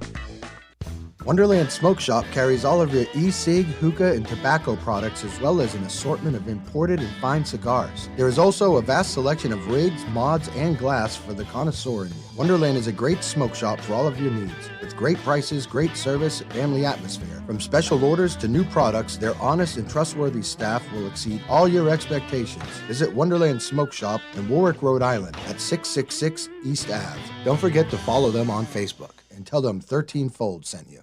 Lemonadio. Did you ever hear of anyone smoking dried mushrooms? What? Oh, nothing. Skip it. Providing relief from dry mouth since 2020. Tell me who it is, damn it. You got 5 seconds to tell me who the hell this is. Lemonadio. Welcome back to 13 Folds Live at the Parlor on Lemonadio.com. Presented by Northeast Alternatives. Sponsored by Wonderland Smoke Shop, Vape City, and Turptown Throwdown. And we are back with Bill Bartholomew. Hey. And another amazing set. Dude, your range is everywhere. Yeah. It's funny because it's reduced from, 10 years ago, most of my songs are like, for the music people out there, they're like capo 6 minimum and higher. They're like super high. And now I'm like playing tonight. I'm like, oh man, I think I need to throw the capo in the trash on the way out and just like detune the guitar and go as low as possible.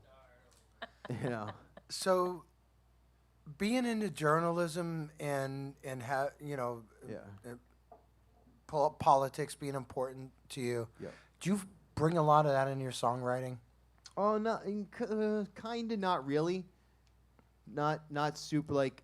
And sometimes I've thought about it too. I've been like, oh, it's weird or too bad that like I don't have more of a like I'm not like I'm already standing here with an acoustic guitar, like singing songs. Like it's almost too bad that like some of that stuff isn't in there. But you keep it separated, because you still don't really get to want talk to be politics. that soapbox person either. In a way, though, it is good to have these more like lyrically. Well, for me, writing songs is like it's I don't know how to describe. I literally can't pull the words. It's almost like fishing or harvesting, where you're just constantly searching, and then I'll find like a melody or a chord progression or a lyric, or I'll see something like a store name or something like that, or like one time right before we moved to Brooklyn, somebody was telling an anecdote at one of our band practices of like, oh man, yeah, this kid like Johnny whatever, he used to put nickels in people's burgers when we were in middle school at lunch. And I was like, my buddy, both Chris Knott and I, my bandmate and I, were like, nickels, what a great prompt. So we both wrote songs called Nickels. So sometimes like that's how I'll get there, but yeah, definitely not usually specifically politics. All right. But you do have the other platform that you get to use to express that and discuss worldviews and news topics. And your podcast, the one you're doing now is Bartholomew Town or B Town. You're still doing that, correct? Yeah, that started. Yeah, that was kind of like. Well, that's what I wanted to ask you too. Like, how did you get into that? Well, so I used to like. So I lived with my wife, who I met at this building, this like loft building that I was at in Brooklyn. New York. Yeah, we lived in this tiny apartment for a couple of years right before we moved up to Rhode Island, and it got to the point where I was like constantly like I'd be like, all right, so Gabriella Rossi has just opened the door and the groceries have been placed inside of the cabinet, and here she comes. Look at that, on her way to. Okay, she's leaving the apartment. So I was constantly broadcasting her life. And it was just the two of us in this deranged experiment of can two people with like big egos, not even big egos, just like big personalities, coexist inside basically an apartment the size of this stage. And it got to the point where eventually she's like, you have to be a broadcaster. So you stop broadcasting me. Like, you got to do something else. It's like, this is no way to live. And I was obsessed, like, listening to way more sports talk radio and news talk radio in New York than music. And, like, so when I got back to Rhode Island, I discovered WPRO, which I had heard of and knew existed, for sure, but had never listened to really a lick of before I left. And I was just like, holy shit, this is amazing. That the fact that this exists from 5 a.m. to 9 p.m. live in Rhode Island, live local news talk. And so I started calling as William in Newport. And I would call every show almost every day as this annoying, kind of left-leaning caller. And I'm shocked looking back on it and understanding the way it works. I'm shocked that they let me on as often as they did. But I started to call in every day. I still have the tapes of them. And I would record it most of the time for a year and a half. Listen nonstop to the station. Call in every day, multiple times a day. And finally, I realized, I was like, why don't, my wife was kind of like, you should do a podcast. And I was like, that seems like so much work. I'd have no interest in that. I'd rather just call WPRO and then go back to let them do the work. Let them do the work, But finally, I was like, all right, let's take a stab at it. So my first guest was, and I still can't believe he agreed to do it, now Governor, then Lieutenant Governor Dan McKee. He showed up at my loft building in Providence that I live at in Elmwood, Like, because you're the lieutenant governor, you don't really have very specific responsibilities in Rhode Island. It's Right. So he had time to do it. He came over, we talked for like an hour and a half. I had no idea what the hell I'm doing. I'm shocked I haven't taken it down. It's still up there. Now, 327 episodes later, it comes out every Tuesday, Friday. Yep. And it's my world. And But also beyond that, though, like you give us live updates, like all through COVID. that You was gave wild. us live updates. You were there. What's crazy about it is that it became through word of mouth because I wasn't making any money. I mean now it has a sustainable operation going, but it just through word of mouth grew to the point And where you didn't go to school for journalism. no.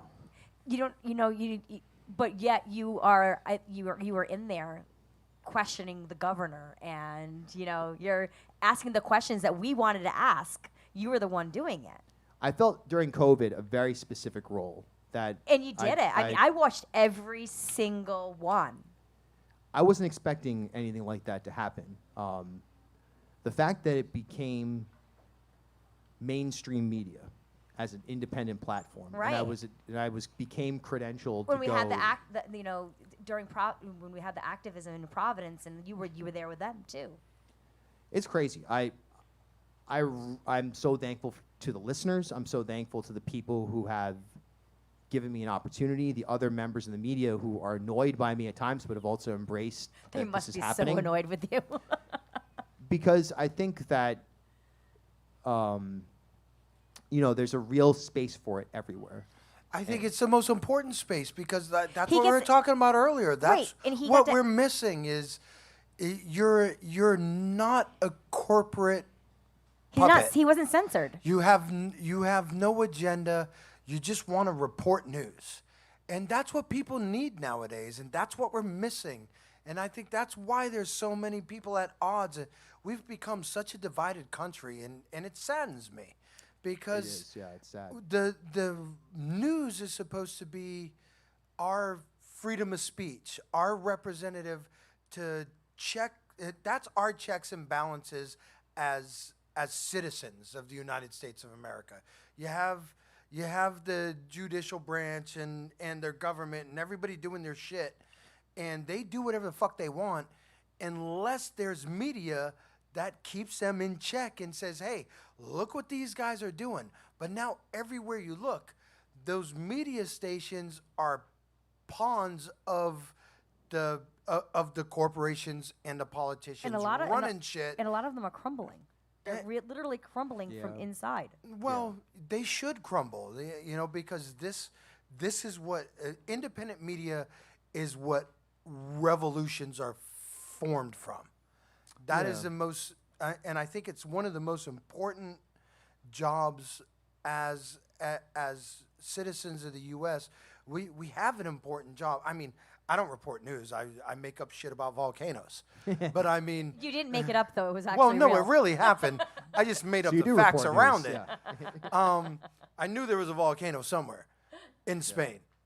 But anyways, the truth being is that people like you being in the front lines without any sort of agenda are the best vehicle for us to really get people involved that are going to see what's going on and say, hey, this isn't acceptable, or yay, this is great. These people are doing things. It's got to be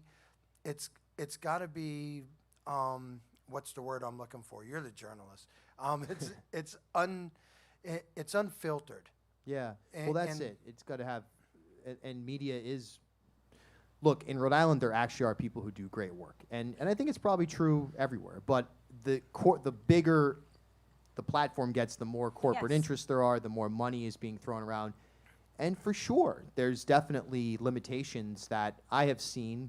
If I was going to be totally honest about things, I think that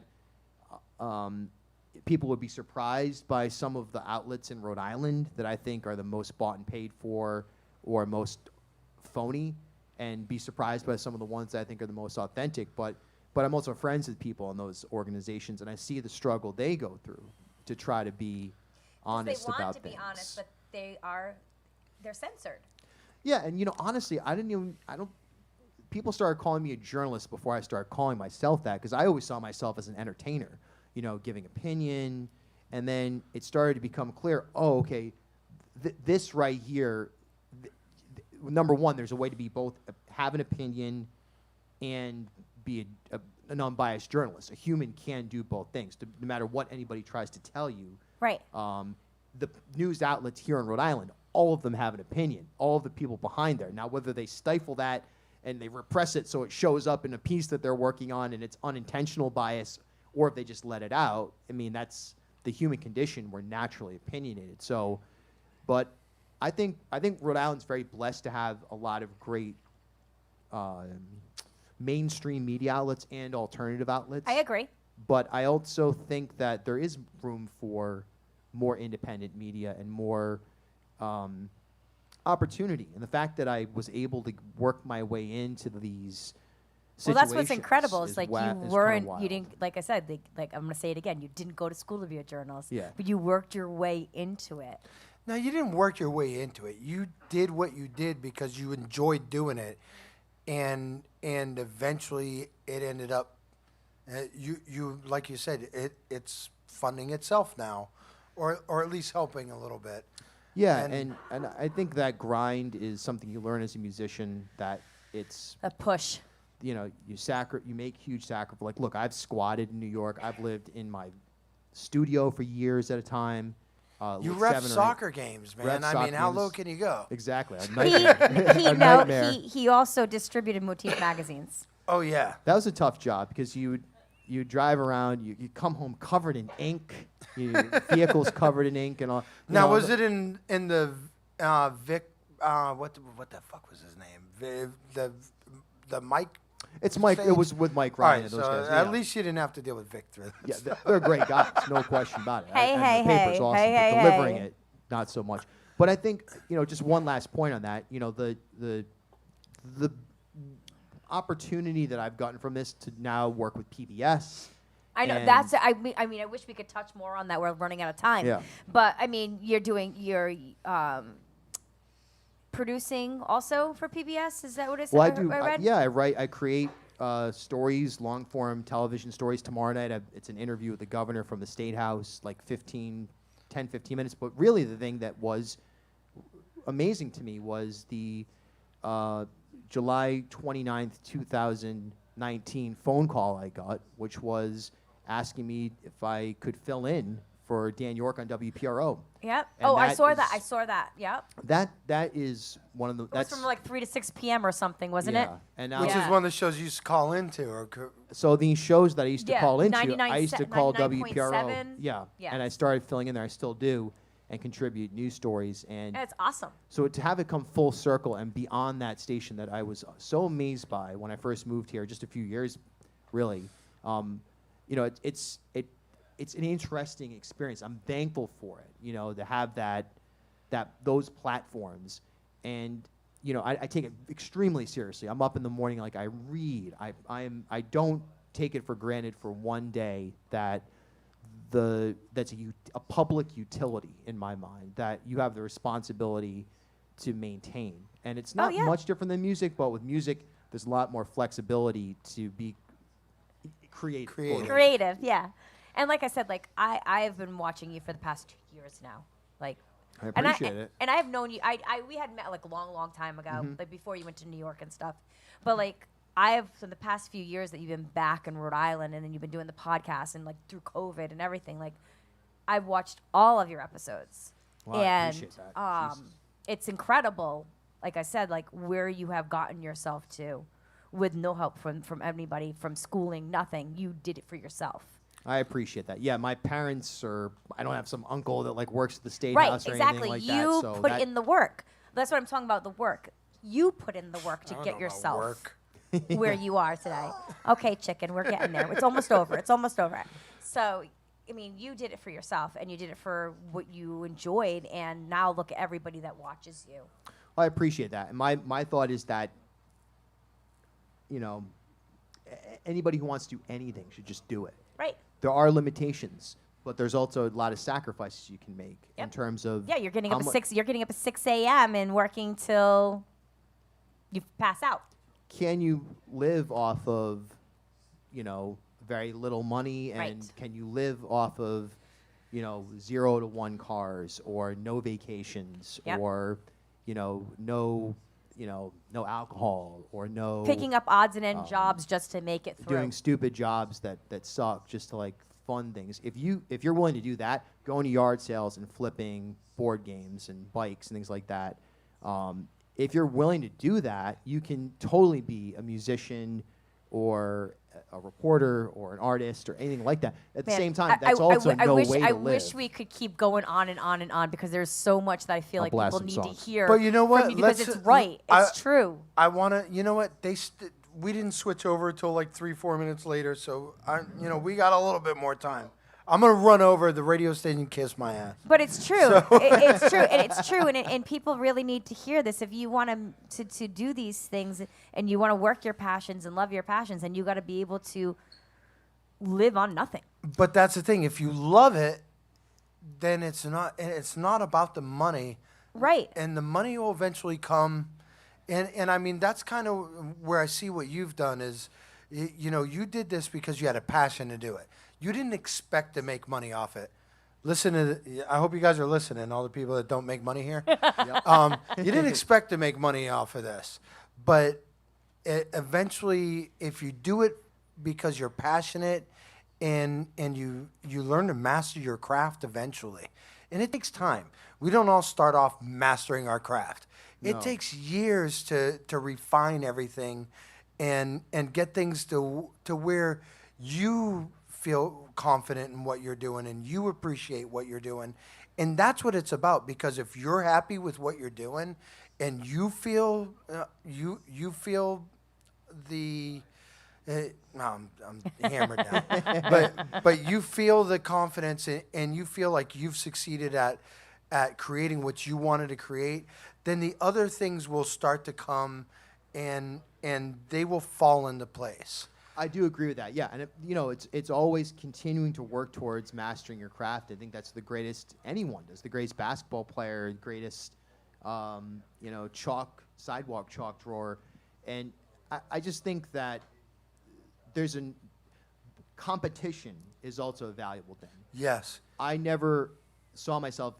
I wasn't trying to compete with. I was trying to compete with Channel 10. I was trying to compete with WPR. I'm trying to compete with WCBS New York. A little competition doesn't hurt anybody. It's good. It makes you better. And when you lose in a moment, you have to be better. And Right. I think that and right now I think that's something that could be. And again, it's not like, all right, you suck and I'm great. It's, wow, you just kicked ass, so I better kick ass. And in any sector, including music, I think that scenes, and I think Providence does have a healthy amount of that, but I just think that there's a real need for that, and it's a word that gets associated with like exploitation or something. And then the reality is that the idea is, when I'm working on a piece right now, like I want to make sure I want the local NPR station to be like, Wow, that what guy's the good. fuck, man? How do we Right. not have this Right. first? Like, why are our numbers lower than somebody with no budget? Or I want to look at WPRO and be like, wow, that was an incredible one-on-one interview with a subject that I haven't gotten yet. That's something to work towards. They beat me in that moment, and I just think that I learned to accept that in Brooklyn, like this notion of like you're definitely not the greatest, and you just have to keep working. The big egos need, when they're squashed and contained, I think that allows people to develop a lot more, rather than just like, woo, I made it, like I'm here. Right. I read off a prompter, or I read off research. No, I came up with these questions in my There's head. always room to grow, and that's Yeah, it. Before we exactly. go, what I want to leave everybody listening with is to master your craft is to understand that there's always room to grow.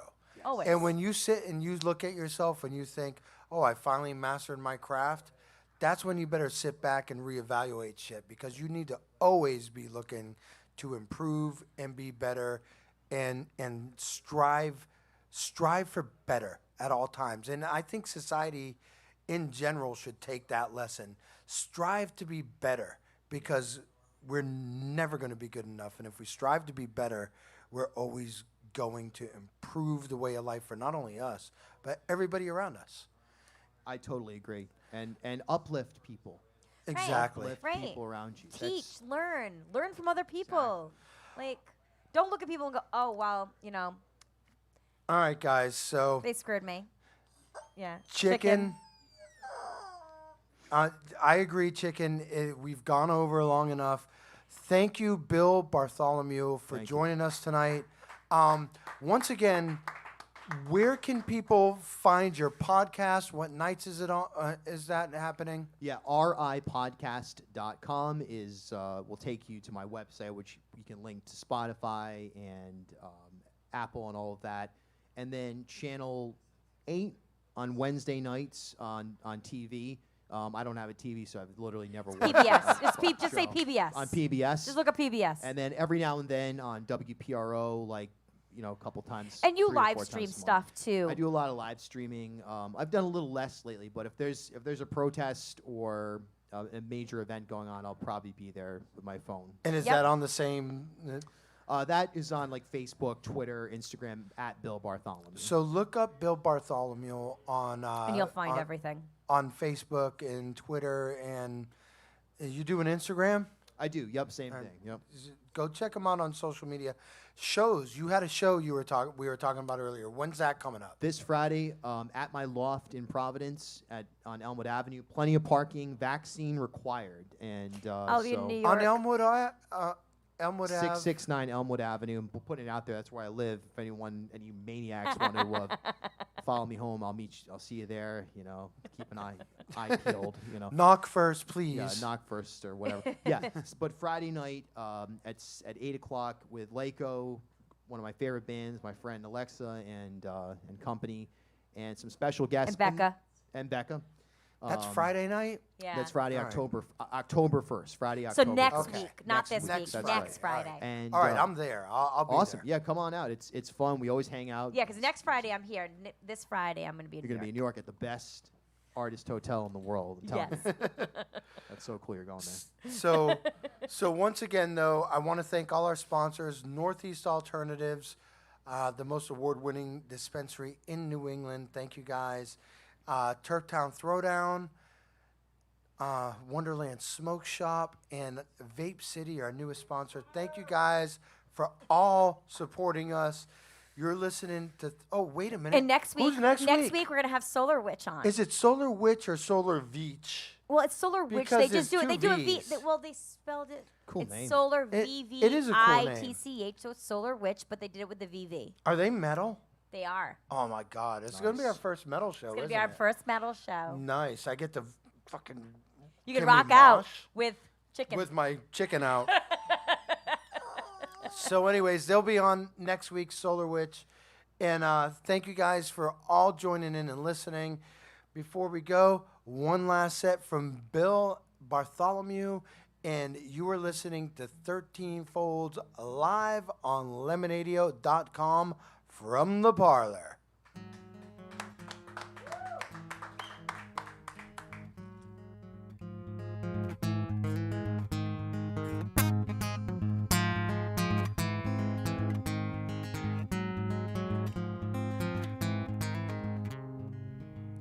If you're here, be near, right behind the walls, my dear.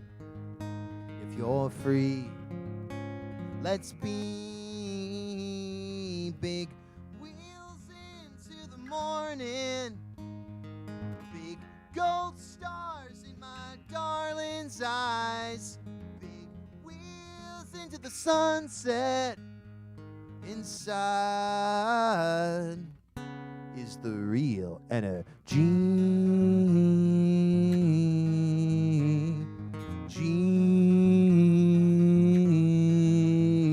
If you're gone, don't be long. Right behind the holes in the sun. If you're mine, let's shine big. Big gold stars in my darling's eyes.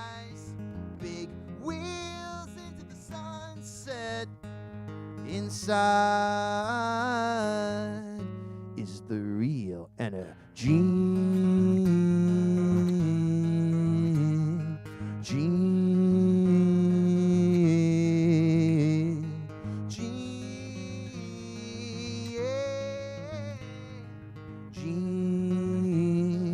Real energy.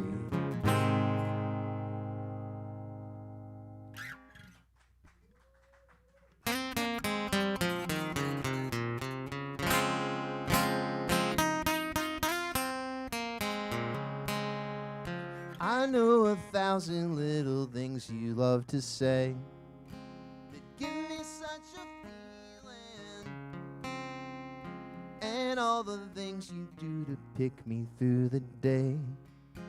It's all part of my healing. I let you down for what I deserved, better than you say. I know it's hard, I know you hurt, better than you say. I stuck around, I kept my word, better than you say. I've fallen hard, real hard, yeah. I wake up underneath the same set of stars. You left without a reason, and left to wonder what in this life's truly ours. The shifting of the season, I let you down for what I deserve, better than you say. I know it's hard, I know you hurt, better than you say. I stuck around, I kept my word, better than you say. I've fallen hard, real hard, yeah.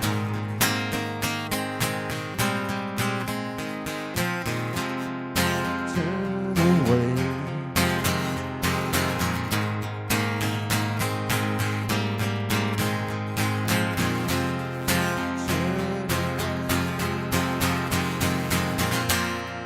I let you down for what I deserved, better than you say. I know it's hard, I know you hurt, better than you say. I stuck around, I kept my word, better than you say. I've fallen hard, real hard, yeah.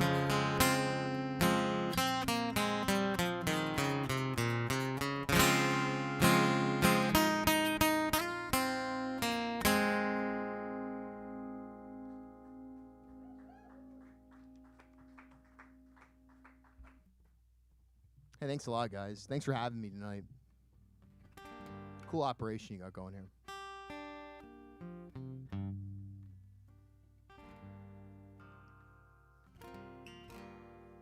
All right, this song's for Jacqueline, who left us 10 years ago this month, I'll say.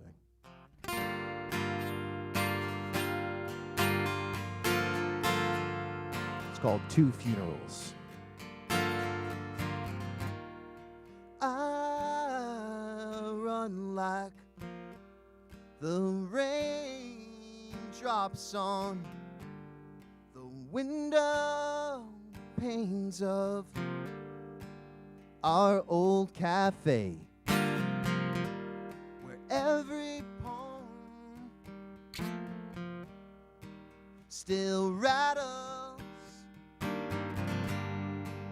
while your shadows on a table. This is just a bus flying forward through the sky. We're all on board and together. There's no time to wonder why. Might be a blind monkey driving, might be a smooth dolphin pushing. Keep on checking the rear view, all depends on who's cooking.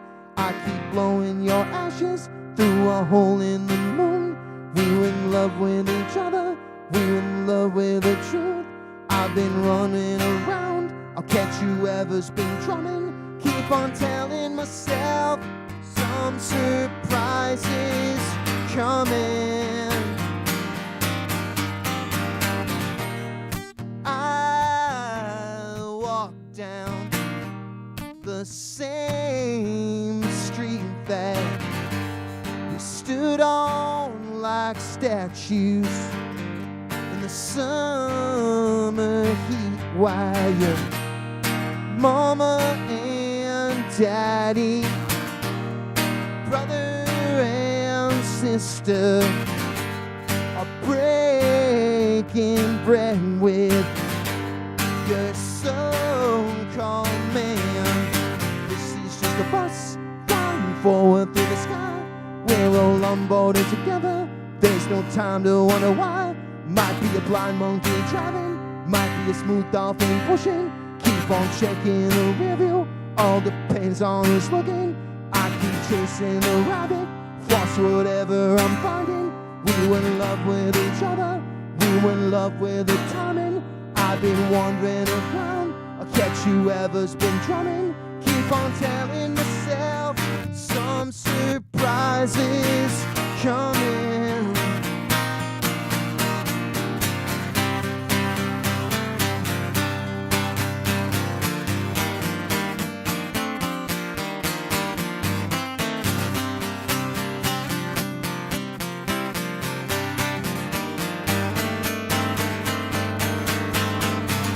This is just a bus flying forward through the sky. There's no emblem on the shuttle, there's no time to wonder why. Might be a blind monkey driving, might be a smooth dolphin pushing. Keep on checking the rearview, all depends on who's cooking. I keep blowing your ashes through a hole in the moon. We were in love with each other, we were in love with the truth. I've been wandering around, I'll catch whoever's been drumming. Keep on telling myself some surprises coming. Keep on telling myself some surprises coming.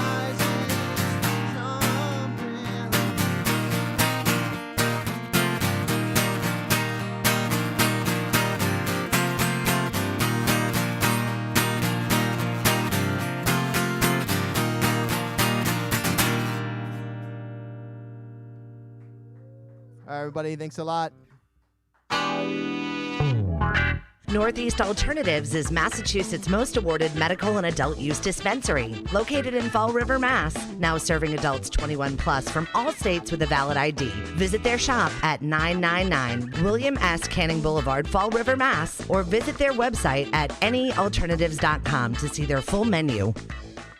Wonderland Smoke Shop carries all of your e-cig, hookah, and tobacco products, as well as an assortment of imported and fine cigars. There is also a vast selection of rigs, mods, and glass for the connoisseur in you. Wonderland is a great smoke shop for all of your needs. With great prices, great service, and family atmosphere. From special orders to new products, their honest and trustworthy staff will exceed all your expectations. Visit Wonderland Smoke Shop in Warwick, Rhode Island at 666 East Ave. Don't forget to follow them on Facebook and tell them 13 Fold sent you.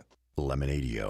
Did you ever hear of anyone smoking dried mushrooms? What? Oh, nothing. Skip it. Providing relief from dry mouth since 2020. Tell me who it is, damn it. You got 5 seconds to tell me who the hell this is. Lemonadio.